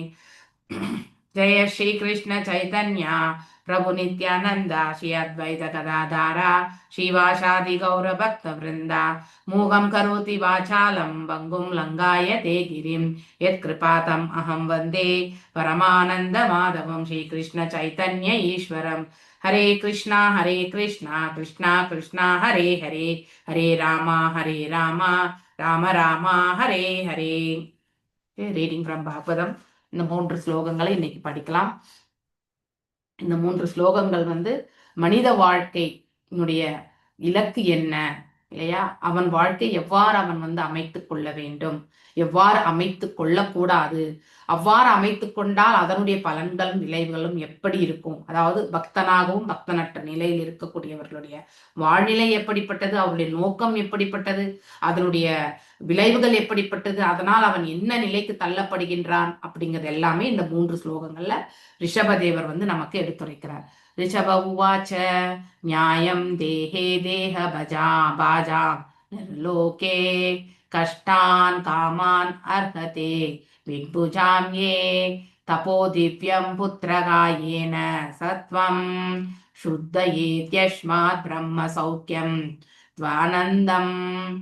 ஸோ பகவான் ரிஷபதேவர் தன் மைந்தர்களிடத்துல கூறினார். இதனுடைய பேக்ரவுண்ட் ஸ்டோரி நம்ம ஆல்ரெடி படித்தோம் இல்லையா. ஸோ அங்கே பிராமணர்கள் அங்கே இருக்கக்கூடிய பொது ஜனங்களோட சேர்ந்து ரிஷபதேவருடைய பிள்ளைகளுக்கு அவர்கள் அதாவது சொல்லி கொடுத்துட்டு இருக்காங்க இல்லையா, எடுத்துரைத்து கொண்டிருக்கிறார்கள். ஸோ அந்த ஒரு சங்கத்துல ரிஷபதேவர் சேருகின்றார். அப்போ அவர் பேச ஆரம்பிக்கக்கூடியது தான் இந்த வியாக்கியானங்கள் எல்லாமே நம்ம இப்ப பாக்குறது இல்லையா, ஸ்லோகங்களும் அதனுடைய வியாக்கியானங்களும்.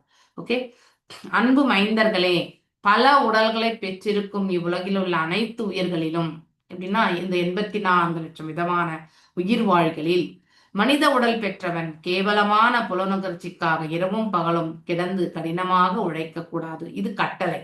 ஓகே, இது ஒரு சமய கட்டளை. ஸோ சமயம் நம்முடைய அதாவது ஒருவருடைய தர்மத்தை பற்றி எடுத்துரைக்கிறது இல்லையா. அந்த தர்மம் யாதெனில் ஒருவருடைய பரிந்துரைக்கப்பட்ட கடமைகளை பற்றி எடுத்துரைக்கிறது. அந்த கடமைகள் யாதெனில் அவனுடைய முதன்மை கடமையா இருக்கக்கூடிய இறைவனுடைய திருத்தொண்டை பற்றி எடுத்துரைக்கிறது. மேலும் அவன் என்ன தேவைகளோ அதை வசதி வாய்ப்புகள் எல்லாமே அவனுடைய தேவைகள் ஒரு மினிமமா என்ன தேவைப்படும், அதாவது இதெல்லாம் தேவை. உண்ண உணவு, இருக்க இடம், படுக்கிறதுக்கான அதாவது இருக்கிறதுக்கும் படுக்கிறதுக்கும் இடம் இல்லையா, மற்றும் உடலை போர்த்திக்கிறதுக்கான ஆடை, இப்படி ஷெல்டர், இது நமக்கு ஒரு வீடு தேவை. ஸோ இந்த ஒரு இதுக்காக உழைக்கிறது தவறே கிடையாது இல்லையா. பிள்ளைகளை வளர்க்கறது, அவங்களுக்கான கல்வியை கொடுக்கறது, அதோட பக்தியினுடைய பாதையை, அதுதான் மெயின் கிரைட்டீரியாவே. அதை நம் சிறு பிராயத்திலிருந்தே அவங்களுக்கு எடுத்துரைச்சிட்டா அவங்களுடைய வளரக்கூடிய காலகட்டங்கள்ல அவங்களால இதையே முதன்மையான ஒரு இதுவாக எடுத்துட்டு போகிறதுக்கான வாய்ப்பை ஏற்படுத்திக்குவாங்க. நாம் எதை முக்கியத்துவம் என்று சொல்ல வேண்டும், பக்தியினுடையதுதான் முக்கியத்துவம் என்ற பாதையை நம்முடைய பிள்ளைகளுக்கு எடுத்துரைக்க வேண்டும்.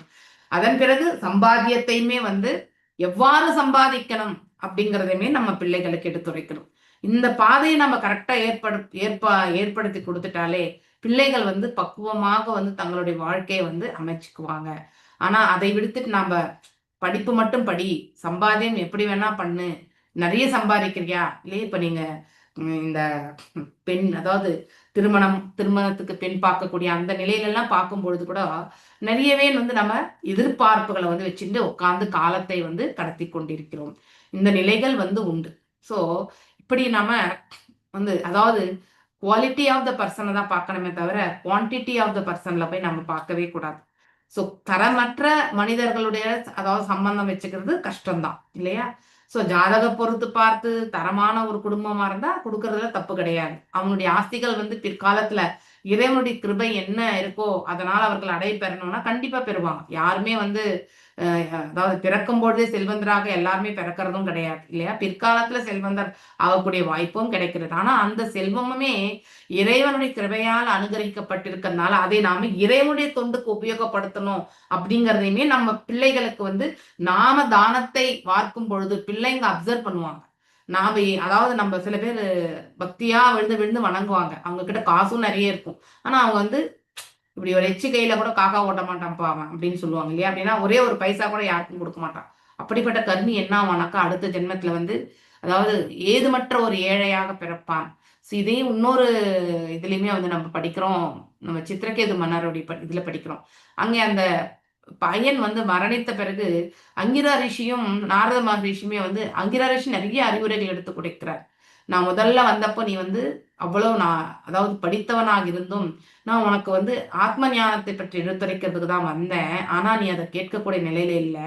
ஏன்னா நீ உன்னுடைய சோகம் எல்லாமே உனக்கு புத்திர சோகமா இருந்ததால சோ அந்த சோகம் உனக்கு கண்டிப்பாக ஆனந்தத்தையும் மற்றும் சோகத்தையுமே கொடுக்க வல்லதுதான் இந்த வாழ்க்கை என்பதை உணர்த்தத்துக்காகத்தான் உனக்கு மகனை கொடுத்துட்டு போனேன். சோ அதே மகனால நீ ஆனந்தம் கொண்டாய், அதே பிள்ளையால நீ அதாவது துக்கத்தையுமே கொண்டிருக்கிறாய் அப்படின்னு சொல்லிட்டு ஆத்ம ஞானத்தை பற்றி எல்லாமே அங்கிரா ரிஷி எடுத்து உரைப்பார். ஆனாலும் அதுலயுமே சித்திரகேது மன்னர் ஓரளவுக்கு அதை ஏற்றுக்கொண்டாலும் முழுமையாக அதை ஏற்றுக்கொள்ளக்கூடிய மனப்பக்குவம் வரவே இல்லை. ஏன்னா இன்னும் மரணித்த அந்த மகன் முன்னாடியே அவர் இருந்துட்டு இருக்கார். சோ அப்படி இருக்கும் பட்சத்துல நாரத மகரிஷி என்ன பண்றார், அந்த மரணித்த அந்த ஜீவனை அந்த உடல்ல வர வைக்கிறார். ஆக்சுவலி அந்த ஆத்மா குடிக்கொள்கிறது. அப்ப அந்த ஆத்மா பேச ஆரம்பிக்கும். ஸோ ரொம்ப அழகான கருத்துக்கள் அந்த ஆத்மா பேசுறதே நமக்கு மெய் சிலிர்க்கிறது ஆக்சுவலி. ஸோ அதாவது நம்முடைய அதாவது ஒருத்தருக்கு புத்திர சோகம், அதாவது பிறந்து ஒரு மரணத்தை தழுவக்கூடியது எப்படிப்பட்ட ஒரு தன்மை என்பதை அந்த இடத்துல சொல்லப்பட்டிருக்கு. நமக்கு நண்பர்கள் உண்டு, விரோதிகள் உண்டு இல்லையா, அதாவது வெளிப்புற தோற்றத்துல. ஆனா உண்மையிலே நம்ம மனசுதான் மிகப்பெரிய நண்பனும் எதிரியும் கூட. அவன்தான் அத்தகைய வெளிப்புற தோற்றத்துல ஒரு நண்பனையும் எதிரியையுமே உருவாக்குகின்றான் இல்லையா. சோ ஆனா அந்த விரோதி எப்படிப்பட்டவன, விரோதி என்ன பண்ணுவான், நாம நல்லா இருக்கிறதும் நாம சந்தோஷமா இருக்கிறதுமே அவன் கண்டிப்பா விரும்பவே மாட்டான் இல்லையா. அது போல முந்தைய ஜென்மத்துல மிக விரோதியா இருந்த நான் இப்போ உனக்கு மகனாக வந்திருக்கேன். ஏன் வந்தேன்னாக்கா மீண்டும் நீ மீளா துயரத்துல ஆழணுன்றதுக்காகத்தான். உனக்கு மகனாக உனக்கு அன்பு நீ பொழிந்து இல்லையா, உன்னை விட்டு நான் நீங்கிறேன் இல்லையா. சோ அதனால நீ என்ன பண்ணுவ, புத்திர சோகத்துல நீ ஆழ்ந்து விழுந்துருவ. சோ அப்போ அந்த விரோதம் என்பது நாம எங்கிருந்து வருகிறது, இந்த காலத்துல நாம கடினமான ஒரு சூழ்நிலையில நாம கஷ்டப்படுறோம்னா அத்தகைய வஸ்துக்களுக்கு ரிலேட்டடா இருக்கிறது எல்லாத்திலுமே நாம விரோதத்தை வளர்த்து கொண்டிருந்திருப்போம் இல்லையா. இப்ப நான் கஞ்சனா இருந்துட்டு நான் யாருக்குமே அதாவது கொடுக்கக்கூடிய நிலையில இருந்தாலும் நான் யாருக்குமே பணத்தை கொடுக்காம போனேன்னு வச்சுக்கோங்களேன், ஒரு தர்மத்து காரியத்தை கூட செய்யாம போனா அடுத்த ஜென்மத்துல நான் கண்டிப்பாக ஒரு பிச்சைக்காரனாக பிறக்க வேண்டியதுதான். ஓகே, இதுதான் அதாவது அந்த காசை நான் இறக்கக்கூடிய அதாவது வேண்டி பெறக்கூடிய நிலைக்கு நான் தள்ளப்படுவேன். இதுதான் தர்மத்தினுடைய இதுவே கோட்பாடே. சோ நாம எதெல்லாம் வச்சுட்டு நம்ம எந்த ஒரு பிரயோஜனமற்ற செயலுக்காக அதை வச்சுட்டு இருக்கோமோ இல்லையா. நான் இவ்வளவு செல்வத்தை சேர்த்திருக்கேன், இத்தனை பங்களா இருக்கு, இத்தனை கார் இருக்கு, இத்தனையுமே என்னுடைய அதாவது என்னுடைய கொள்ளு பேரனுக்கு எல்லாருக்குமே நான் சேர்த்து வச்சுட்டு உட்கார்ந்துருக்கேன் இல்லையா. என்ன வாழ்க்கைக்கு தேவையோ அது கண்டிப்பா சேர்க்கணும் தான், யாருமே வேண்டான்னு சொல்லல. சம்பாத்தியத்தை யாருமே வேண்டான்னு சொல்லவே இல்லை. சம்பாத்தியம் இல்லாமல் உணவு கிடைக்காது இல்லையா. That is not the intention எங்க பிரபுபாதர் நமக்கு கொடுத்திருக்கிறது. தேவைக்கு அதிகமாக நாம சேர்த்து வைக்கிறோம் பாருங்க, அதை உபயோகப்படுத்தாம எந்த சமயத்துல இந்த உடலை விட்டு இந்த ஆன்மா பிரிய போகிறதுன்னு தெரியாம இல்லையா, நாமளும் சாப்பிடாம அடுத்தவங்களுக்கும் கொடுக்காம இல்லையா, அப்படி ஒரு நிலையில நம்ம போறோம் பாருங்க.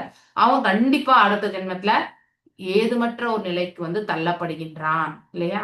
அதாவது அப்பதான் அந்த அந்த அதாவது இங்க வச்சிருக்கிறதுனுடைய மோகம் இருக்கிறது. ஆனா அந்த பொருளை வந்து எவ்வாறு உபயோகப்படுத்தணும்ன்றத மனசு இல்லாம போனதுனால அந்த மனசை வரவழைக்கிறதுக்காகவே அந்த இது படிப்பினை. இது பனிஷ்மெண்டே கிடையாது. நமக்கு அந்த மாதிரி ஒரு பிறவி வர்றது வந்து தண்டனையே கிடையாது. இட் இஸ் நாட் அ தண்டனை, இட் இஸ் த லெசன்.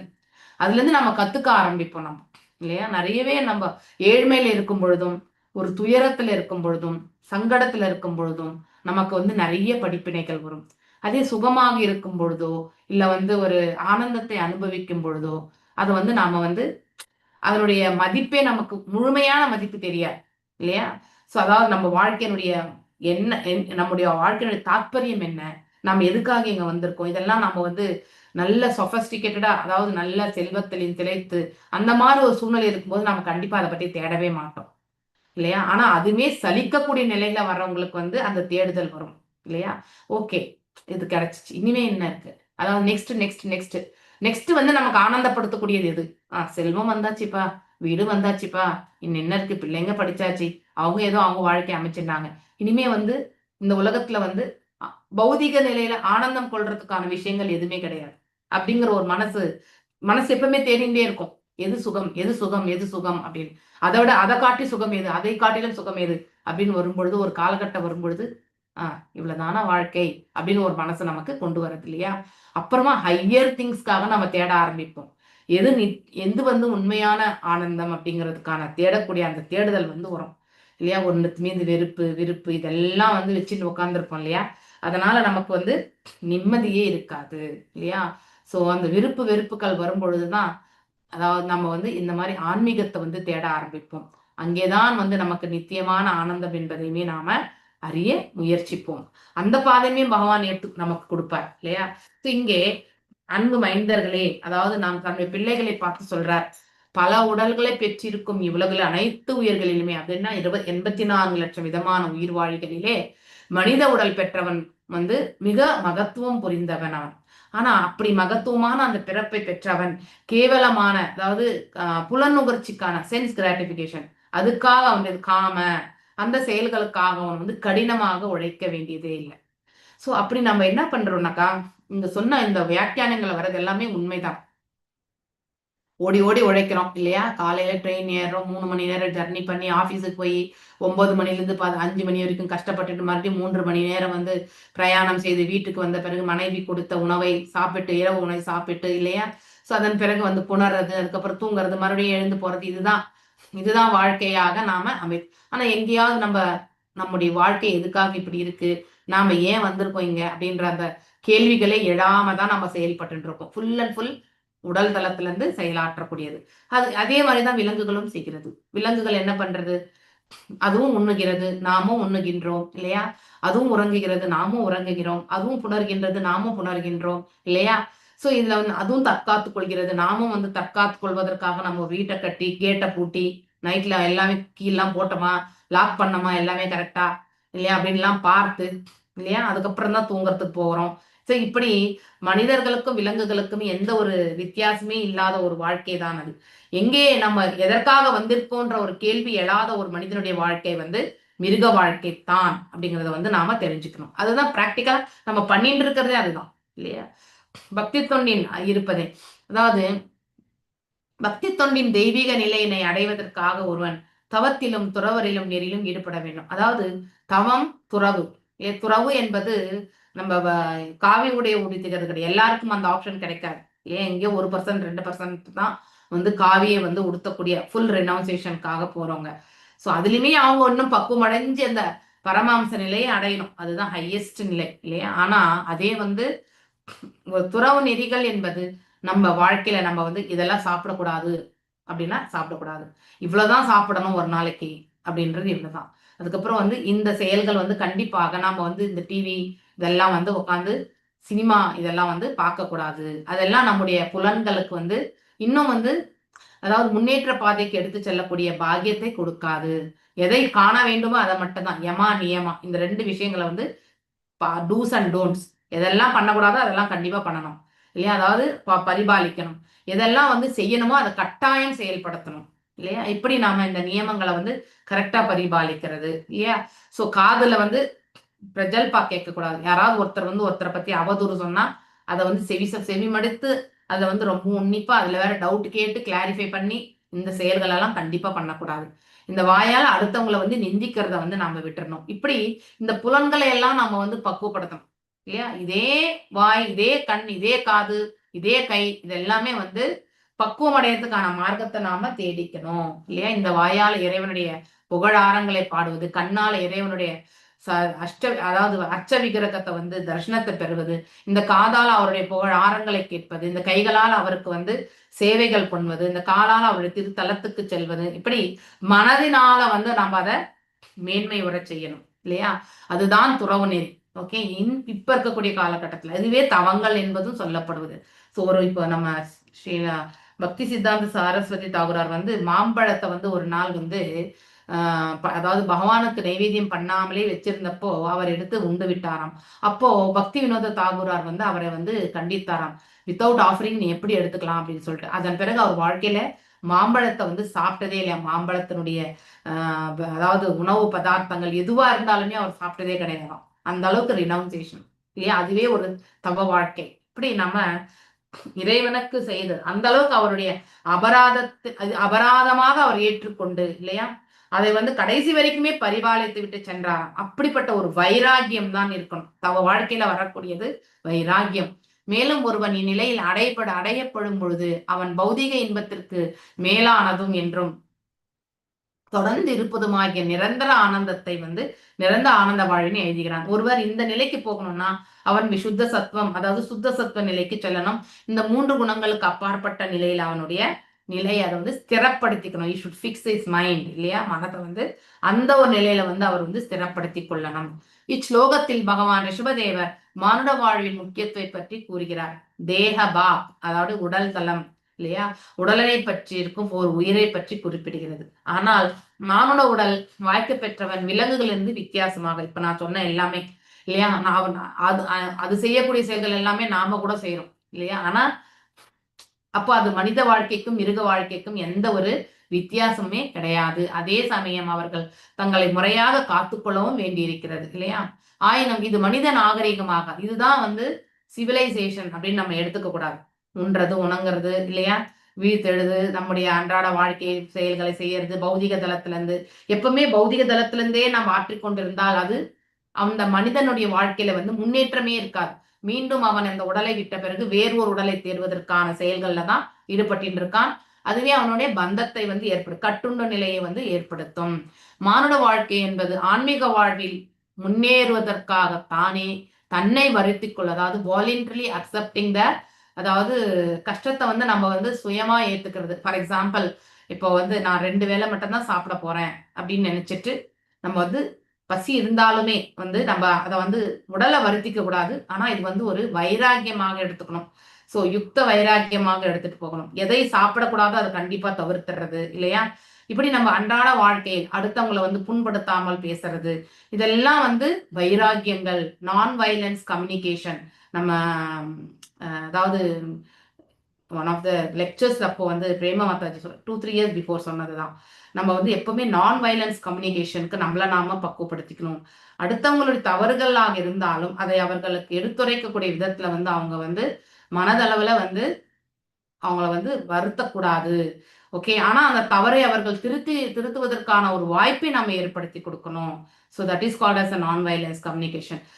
நம்ம இஸ்கான்லயே பாத்தீங்கன்னாக்கா வாட், வை இதெல்லாமே வந்து நிறைய யூஸ் பண்ணக்கூடாதுன்னு சொல்லப்படும். ஸோ இதெல்லாம் மாதாஜி சொன்னதை உங்களுக்கு நான் இப்ப திருப்பி சொல்லிட்டு இருக்கேன் நான். ஓகே, ஸோ ஏன்னா அங்கே அகங்காரம், இப்போ வாட், வை இதெல்லாம் நம்ம கொஸ்டின் எப்ப கேட்போம்?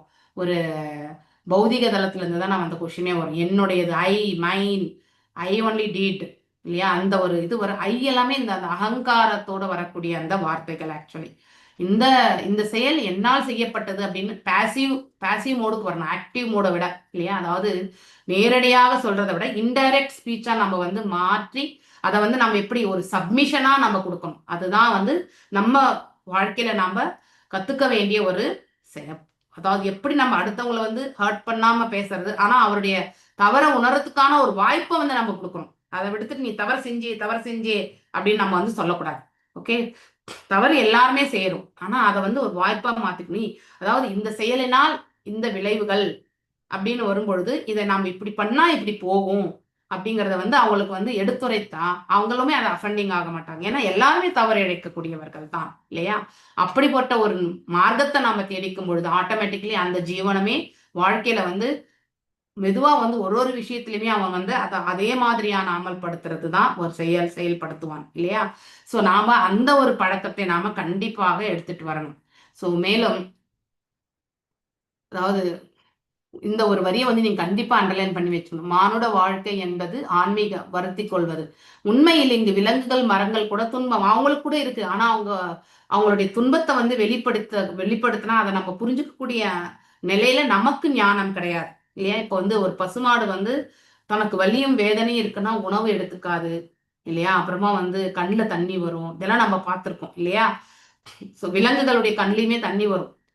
அதாவது அதுக்குள்ளயுமே வந்து உடல் ரீதியாகவும் ஏதோ ஒரு ரீதியா அது வந்து கஷ்டத்தை அனுபவிச்சுட்டு இருக்கு அப்படின்னு நம்ம வந்து பார்ப்போம். ஒரு மரம் கூட பாத்தீங்கன்னாக்கா வறண்ட இதுக்கு போகும்பொழுது அந்த ஒரு நிலையில வந்து அந்த இதுலயுமே வந்து அந்த வறட்சி ஆகும்பொழுது அந்த மரத்தை பார்க்கும்போது நமக்கு மனசு ரொம்ப வலிக்கும் இல்லையா? அப்ப அந்த மரத்துக்குமே அந்த வலியும் வேதனை உண்டு. ஆனா அது வெளிப்படுத்தக்கூடிய நிலையில அப்படிப்பட்ட ஒரு ஜீவனாக அது பிறக்கவில்லை இல்லையா? சோ அதனால இந்த மாதிரியான அதாவது நிலையில வந்து பிறக்கக்கூடிய வாய்ப்பு யாருக்கு கிடைக்கிறது? நாம வந்து நடந்து கொள்ளக்கூடிய விதத்துல நம்ம மாற்றி அமைச்சுக்கணும். நாம எப்ப அடுத்தவங்களுடைய துன்பத்தையே புரிஞ்சுக்காம நம்முடைய சுயநலத்தை மட்டுமே நம்ம பாக்குறோமோ அப்போ நம்முடைய துன்பத்தை வந்து அடுத்தவங்க புரிஞ்சுக்கொள்ள முடியாத அந்த நிலைக்கு இருக்கக்கூடிய ஒரு பிறவிதான் நமக்கு கிடைக்கும். நாம் என்ன விதைக்கிறோமோ அதுதான் நமக்கு கிடைக்கும். ஓகே, அதை நாம புரிஞ்சுக்கணும். ஸோ அப்போ ஒரு செயலிலுமே நாம் என்ன பண்ணுவோம்? யோசிக்க ஆரம்பிப்போம். ஸோ நாம எந்த இடத்துல யாருக்காவது கஷ்டத்தை கொடுத்தோமோ அப்பதான் நம்ம அடுத்தவங்களுடைய கஷ்டத்தை பத்தி யோசிக்க ஆரம்பிப்போம். அடுத்தவங்களுக்கு நாம வந்து என்ன உதவி பண்ணணும்ன்றது கூட நம்ம வந்து யோசிக்க ஆரம்பிப்போம். இப்ப நாம யாருக்காவது உதவி பண்ணா நம்ம எங்கேயாவது நம்ம பிறக்கும் பொழுது கூட நமக்கு ஒரு உதவி என்பது தானாக வந்து சேரும். அதுதான் அஞ்ஞான சுக்ருதி இல்லையா? அப்படின்னா பௌதிக ஹெல்ப் கிடையாது, ஆன்மீக தளத்துல நோக்கணும். இது எல்லாமே வந்து ஆன்மீக தளத்துல இருந்து தான் சொல்லிட்டு இருக்கேன். பௌதிக ஹெல்ப் எல்லாருமே நம்ம பண்றாங்க, அது வேற. ஆன்மீகத்துல நமக்கு உதவி என்பது ஒரு குருவின் மூலியமாக நமக்கு கிடைக்க பெற வேண்டும் இல்லையா? இதற்கு முற்றிலும் மாறாக தெய்வீக வாழ்க்கையை அடைவதற்காக மனிதர்கள் தவம் இல்லையா மற்றும் துறவு நெறிகளை ஏற்றுக்கொள்வதன் மூலமே தாமாக துன்பத்தினை ஏற்றுக்கொள்ள வேண்டும். திவ்ய வாழ்க்கை எய்த பெற்ற பிறகு ஒருவன் மகிழ்ச்சியை என்றும் அதாவது அது நித்தியமான ஆனந்தம், பேரானந்தம். இங்கே அனுபவிக்கக்கூடிய பௌதிக தலம் வந்து அது சில காலம் மட்டும்தான். அதன் பிறகு எப்ப நமக்கு துன்பம் வரும்னு நமக்கு தெரியாது. இப்ப நம்ம இன்பத்தை அனுபவித்துக் கொண்டிருக்க இப்ப நம்ம ஜாதகத்தை எடுத்துட்டு போயிட்டு இந்த தசா புக்தி வந்தா இவன் ரொம்ப நல்லா இருப்பான்ப்பா இல்லையா, இந்த புக்தியில வந்து இப்படி இருப்பான் இல்லையா, இந்த திசையில இப்படி இருப்பான்னு சொல்லுவாங்க. உண்மையிலே அந்த சுக துக்கங்கள் வந்து நம்முடைய கர்ம பலனுக்கு ஏற்றவாறு அந்த கிரக அமைப்புகள் எல்லாமே ரிலேட்டட் தான். ஆனா அதை வந்து நாம தான் ரிலேட் பண்ணி வச்சுக்கணும். ஓகே, இப்ப இந்த திசை வந்தா இவன் சூப்பரா இருப்பான், இந்த திசை வந்தா அடி மட்டும்தான் அப்படின்னு சொல்லுவாங்க இல்லையா? அப்படின்னு நம்முடைய புண்ணிய கர்மங்களுக்கு ஏற்ற வாழ்க்கையும் அதே மாதிரி நம்முடைய பாவ கர்மங்களை அனுபவிக்கிறதுக்கான வந்து கடினமான வாழ்க்கையும் இதெல்லாம் நாம செய்தனுடைய பலன் தான். பகவான் வந்து நம்மள வந்து இந்த இடத்துல அப்படிப்பட்ட அவஸ்தைகளை படுன்னு நம்ம சொல்லல, எல்லாம் நாம கிரியேட் பண்ணதுதான். நாமளே படைத்த பிறகு அதை அறுவடை நாம தான் செய்யணும். ஓகே, சாதாரணமாக எல்லா உயிர்களும் இன்பம் அனுபவிக்கிற முயற்சி, நமக்கு எல்லாமே இன்பத்தை தான் நமக்கு குறிக்கோளே. எதுலையுமே வந்து ஆனந்தம் பெறணும், அதுதான் நம்முடைய முதன்மை குறிக்கோளா. கஷ்டத்தை நம்ம வந்து அனுபவிக்கணும்னு நினைக்கவே மாட்டோம் இல்லையா? ஆயினும் ஒருவன் இந்த பூத உடலில் செயற்பட்டு இருக்கும் வரை அவன் பல்வகையான துன்பங்களை அனுபவிக்க வேண்டி இருக்கிறது. நெவர் அதை வந்து நெகோசியேட்டே பண்ண முடியாது இல்லையா? இப்போ நம்ம ஒருத்தருக்கு அப்பா அம்மா நமக்கு இருக்காங்கன்னா இந்த அப்பா அம்மாவுக்கு தான் பிறக்கணும்ன்றது நம்ம வந்து கேட்டு பிறக்கவே இல்லை இல்லையா? நம்முடைய கர்ம பலனுக்கு ஏற்றவாறு அவர்களுடைய கர்ம பலன்கள் அமைய பெற்ற ஒரு தாய் தந்தைக்கு நாம வந்து பிறக்கிறோம். பிறந்த பிறகு நாம வாழ்க்கையில சில காலம் அதாவது சில விஷயங்கள்ல வந்து நமக்கு வந்து பாசிட்டிவா இருக்கும், சில விஷயங்கள் வந்து ரொம்ப அடிமட்டத்துக்கு இருக்கும். அதெல்லாம் நம்ம தவிர்க்கவே முடியாது, ரெண்டுத்தையுமே நம்ம அனுபவிச்சுதான் ஆகணும். அதாவது எப்படி இந்த ஜீவன் இந்த உடலோட ஒட்டிண்டு இந்த உயிரை விடுற வரைக்கும் இந்த ஜீவன் இதுல ஒட்டின்னு இருக்கோ அது போல இன்பம் துன்பமும் நம்மளோட சேர்ந்துதான் பின்னி பிணைக்கப்பட்டிருக்கு. அதை நம்ம பிரித்து எடுக்கவே முடியாது ஆக்சுவலி ஆனா அது பக்தர்களுக்கு மட்டும் எப்படி அது அப்படின்னு நம்ம எடுத்து போடும்போது அவங்களுக்குமே இந்த இன்ப துன்பம் இருக்கும். ஆனால் ஒரு குருனுடைய கருணையாலும் பகவானுடைய கருணையாலும் அதை வந்து கடந்து செல்வதற்கான ஒரு பிடிப்பு என்பது அவங்களுக்கு இருக்கும் இல்லையா? பிடிச்சுக்கணும் நம்ம. இப்போ நம்ம ஒரு மரத்துல ஏறணும்னாக்கா மேல அந்த இதுக்கு வந்து பிடிச்சிட்டே ஏறுவோம் இல்லையா? அது மாதிரி ஒரு கயிறை பிடிச்சிட்டு நம்மள மேல தூக்கி விடுறதுக்கு ஒருத்தர் இருக்காங்க. தெரியாம ஒரு கிணத்துல விழுந்தாக்கா நமக்கு நம்மள வந்து கயிறை விட்டு மேல எடுத்து விடுறாங்க இல்லையா? அது போல நமக்கு அந்த சப்போர்ட் இருக்கும். ஸோ அதனால அதை வந்து நம்ம கடந்து செல்வதற்கான மார்க்கம் வந்து நமக்கு ஈஸியா கிடைச்சிடும். இல்லைன்னா நம்மளை யாரும் காப்பாற்ற முடியாத அந்த பாழுங்கிணற்றில் விழுந்த பிறகு நம்ம அங்கே இருந்து மரணத்தை ஸ்வீகரிக்க வேண்டியதுதான். ஓகே, ஒரு உயர்ந்த உணர்வு மானுட வடிவில் இருக்கின்றது. நித்தியானந்தம் பெறவும் முழுமுதற் கடவுளை அடையும் நாம் உயர்ந்த அறிவுரையின்படி நடத்தல் வேண்டும் இல்லையா? பேரானந்தத்தை அடைவதற்கும் இறைவன் தொண்டு புரிவதற்கும் தான் நமக்கு இறைவன் தொண்டு பண்ண பண்ண நமக்கு ஆனந்தம் என்பது ஏற்படும். அதுதான் நித்தியமான ஆனந்தம். எப்பயாவது நம்ம பக்தி தொண்டு புரிஞ்சு அதனால ஆனந்தம் அடையதை வந்து நாம என்னைக்காவது நம்ம இழந்திருக்கிறோமா? கண்டிப்பா கிடையாது. ஆனா அதே பௌதிக செயல் செய்யும் பொழுது அந்த செயலால் வரக்கூடிய ஆனந்தம் அந்த ஒரு தருணத்துல மட்டும்தான் இருக்கும். அதன் பிறகு அதே ஆனந்தத்தை நம்ம மீண்டும் மீண்டும் எண்ணி பார்த்தா கூட அப்ப ஆனந்தப்பட்ட அளவுக்கு நம்மளால ஆனந்தம் படவே முடியாது இல்லையா? அதே இன்டென்ஸ் அப்படின்னா அதே அந்த வீரியத்தோட இல்லையா? இப்போ ஒரு ஃபார் எக்ஸாம்பிள் இப்போ என்னுடைய பெண் வந்து கோல்டு மெடல் வாங்கி வந்து நிக்கிறான்னு வச்சுக்கோங்களேன். அந்த தருணத்தை வந்து நான் அவ்வளோ ஆனந்தமா நான் கொண்டாடுவேன். அதே கோல்டு மெடல் வாங்கி இருக்கக்கூடிய அதே என்னுடைய மகள் ஒரு 5 வருஷம் கழிச்சு அவ கோல்டு மெடல் வாங்கினா அப்படின்னு தான் நான் சொல்ல முடியுமே தவிர அந்த சமயத்துல பெற்ற ஆனந்தத்தை நான் சொல்லவே முடியாது. அதை அனுபவிக்க முடியாது எனக்கு இல்லையா? ஆனா பக்தியில அப்படி கிடையாது.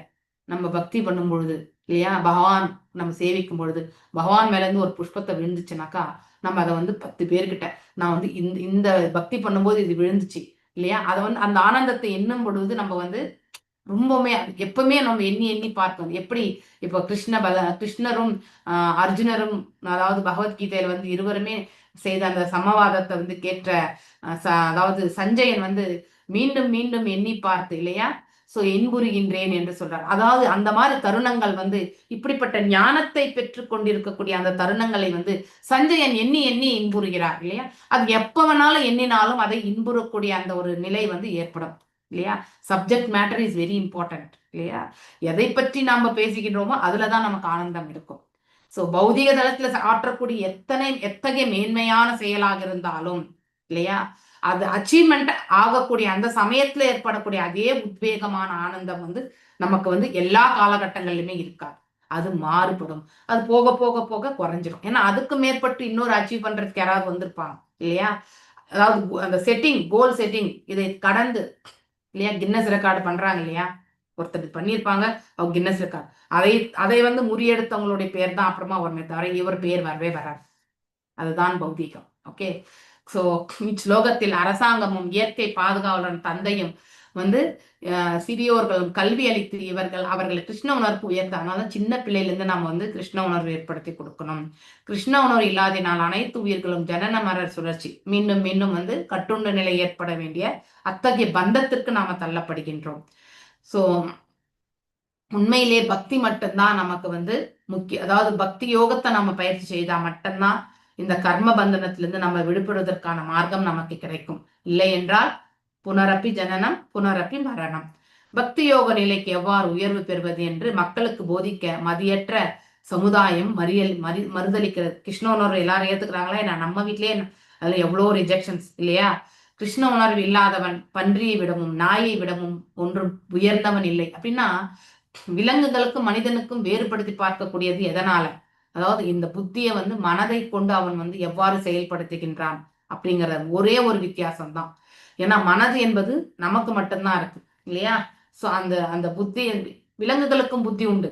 ஆனா அவங்களுக்கு சிறிய அளவு புத்தி, நமக்கு அப்படி கிடையாது. உயர்வான அந்த புத்தியை வந்து பகவான் கொடுத்திருக்கார். சரி, உயர்வான அந்த மனசு கொடுத்திருக்கார். சோ விலங்குகளுக்கு மனசெல்லாம் கிடையாது. ஓகே, அது ஒருத்தரை கொன்று ஒருத்தரை வாழ்வதுதான் வந்து விலங்குகளுடைய இது. மனிதனுக்கு அப்படி கிடையாது இல்லையா? அதனால்தான் மனசு என்பதை கொடுத்திருக்கான். சோ உணரக்கூடிய அந்த பக்குவத்தை கொடுத்திருக்கான். சோ அதை கொண்டு நாம வந்து அந்த உணர்வை கொண்டு நாம வந்து செயல்படணும். ஆனா இதை வந்து ஏற்றுக்கொள்ளக்கூடிய மனப்பக்குவம் தான் நமக்கு கிடையாது. இன்றைய சூழ்நிலையில வந்து ரிஷபதேவின் அறிவுரைகள் மிகவும் இன்றியமையாதவை தான். சோ மீண்டும் மீண்டும் கேட்க வேண்டியது ஸோ ஏன்னா கடினமாக உழைக்கக்கூடியவன் அவன். ஸோ எல்லாமே இந்த இடத்துல சொல்லது இல்லையா, அடைவது ஒரு 2 மணி நேரம். இது ஆல்ரெடி உங்களுக்கு நான் படிச்சு சொல்லிட்டேன். நான் மீண்டும் அதே மாதிரி வந்து வீட்டுக்கு வந்து உணவு அறிந்து சேம் இல்லை புணர்ந்து விட்டு மீண்டும் உறங்குகின்றான். இதுதான் ரொட்டீன் வாழ்க்கை. அப்போ விலங்கு வாழ்க்கைக்கும் நமக்கும் எந்த வித்தியாசமே கிடையாது. இதற்கு மாற்றே இங்க குறிப்பிடப்பட்டிருக்கு பக்தி. மனித வாழ்க்கை வந்து தவம், துறவு, விரதம், அதாவது யக்ஞம், தானம், தவம், இந்த 3மே வந்து என்றைக்குமே துறக்கக்கூடாது. இந்த 3ம் தான் வந்து ஒருத்தருடைய வாழ்க்கையில வந்து பக்குவத்தை வந்து ஏற்படுத்தி கொடுக்கும். ஸோ அதனால பக்தியினுடைய மேன்மையை வந்து உணர்றதுக்கு வந்து இந்த தவம், தானம் இல்லையா, யக்னம், இந்த 3ம் ரொம்ப ரொம்ப முக்கியம். ஸோ தவத்தினால் ஒருவன் பௌதிக பிடியிலிருந்து வெளிவர முடியும். ஒருவன் கிருஷ்ண உணர்வு என்னும் பக்தி தொண்டில் இருக்கும் பொழுது அவனது மகிழ்ச்சிக்கு நித்திய உத்தரவாதம் அளிக்கப்படுகிறது. ஸோ இது யாரு? நம்ம பிரபுபாதர் சொல்றார் இல்லையா. அப்படின்னா அவன் வந்து அத்தகைய பக்தி தொண்டில் வந்து தொடர்ந்து ஈடுபட்டு கொண்டே இருந்தால் ஆத்ம சுத்தி என்பது ஏற்படுகிறது. அதனால் அவன் பக்குவம் அடைகிறான். பேரானந்த நிலையில எப்பொழுதுமே குடிக்கொண்டிருப்பான் அவன். பக்தி யோகம் என்னும் பக்தி தொண்டினை மேற்கொள்ளும் பொழுது ஒருவனது வாழ்க்கை தூய்மை அடைகிறது. பிறவிகள் தோறும் பக்தியினையே உயிர் தேடிக்கொண்டிருக்கிறது இல்லையா. திஸ் இஸ் வாட் ஆத்மா வந்து அலைந்து கொண்டிருப்பது. ஆத்மா அதுக்குதான். ஆத்மாவுக்கு தேவையான உணவே பக்தி தான். அதை நாம கொடுக்கறது கிடையாது. நம்ம உடல், இந்த புலன்களுக்கு அடுத்து இந்த புத்தி மனசுக்கு ஏற்றவாறு தான் நம்ம செயல்படுறோம் இல்லையா. ஆத்மாவுக்கு தேவையான விதத்துல நாம செயல்படுறது கிடையாது. ஆனால் அவன் பக்தி யோகத்தில் பயிற்சி பெற்றால் மட்டுமே அவனது அனைத்து பிரச்சனைகளையும் தீர்க்க முடியும். பின்னர் அவன் உடனடியாக வீடு பேறு பெற்று முழுமுதற் கடவுளுடைய திருத்தலத்தை சேருகின்றான். அதற்கான தகுதி அவனுக்கு கிடைக்கிறது. ஜன்ம கர்ம சமே திவ்யம் ஏவம் யோவேதி தத்வதः த்வக்த்வா தேகம் புனர்ஜன்மம் நைதி மாம் ஏதி. சோ அர்ஜுனா, அதாவது பகவானுடைய தோற்றம், அவருடைய செயல்கள், இது எல்லாத்தையுமே உள்ளதை உள்ளவாறு உணர்ந்து கொள்ளக்கூடிய பக்குவத்தில் இருக்கக்கூடியவன் அவன். இந்த பிரபஞ்சத்தில் அவன் வந்து பிறவி எடுத்திருந்தால் மீண்டும் இங்கே பிறக்க மாட்டான். அதாவது இறைவனுடைய திருநாட்டை சேர்வதற்கான பிராப்தத்தை அவன் பெறுகின்றான். இந்த உத்தரவாதம் யார் கொடுக்கிறாரு? கிருஷ்ணர் கொடுத்திருக்கார் இல்லையா. மாறாக அவன் எனது நித்திய உறைவினத்தினை அடைகின்றான் அப்படின்றது வந்து பகவான் அந்த இடத்துல சொல்லியிருக்கார். ஸோ இன்னும் 2வது ஸ்லோகம் 3வது ஸ்லோகம் நாளைக்கு சொல்றேன் நான். ஏன்னா ஆல்ரெடி இதனுடைய கருத்துக்கள் எல்லாம் படிச்சிருக்கோம். இருந்தாலும் I don't want to start. இன்னும் 5 மினிட்ஸ் தான் இருக்கு. ஸோ வாஞ்ச கல்பதாருபிய கிருபா சிந்துபிய இதை முடிச்சுட்டு நாளைக்கு டைம் இருந்தால் மட்டும்தான் நம்ம வந்து will go for the another shloka. Okay. Mallika மாதாஜியும் பிரேமா மாதாஜிக்கும் நாளைக்கு அவங்க 2 பேருக்கு தான் வாய்ப்பு. ஓகே. ஹரே கிருஷ்ணா. வாஞ்ச கல்பதாருபியश्च கிருபா சிந்துபேவ ச பதிதானாம் பாவனேபியோ வைஷ்ணவேபியோ நமோ நமः. अनंत कोटि वैष्णव वृंद की जय. नामाचार्य हरिदास ठाकुर की जय. हरे कृष्णा कृष्णा कृष्णा हरे हरे, हरे रामा रामा, राम राम हरे हरे.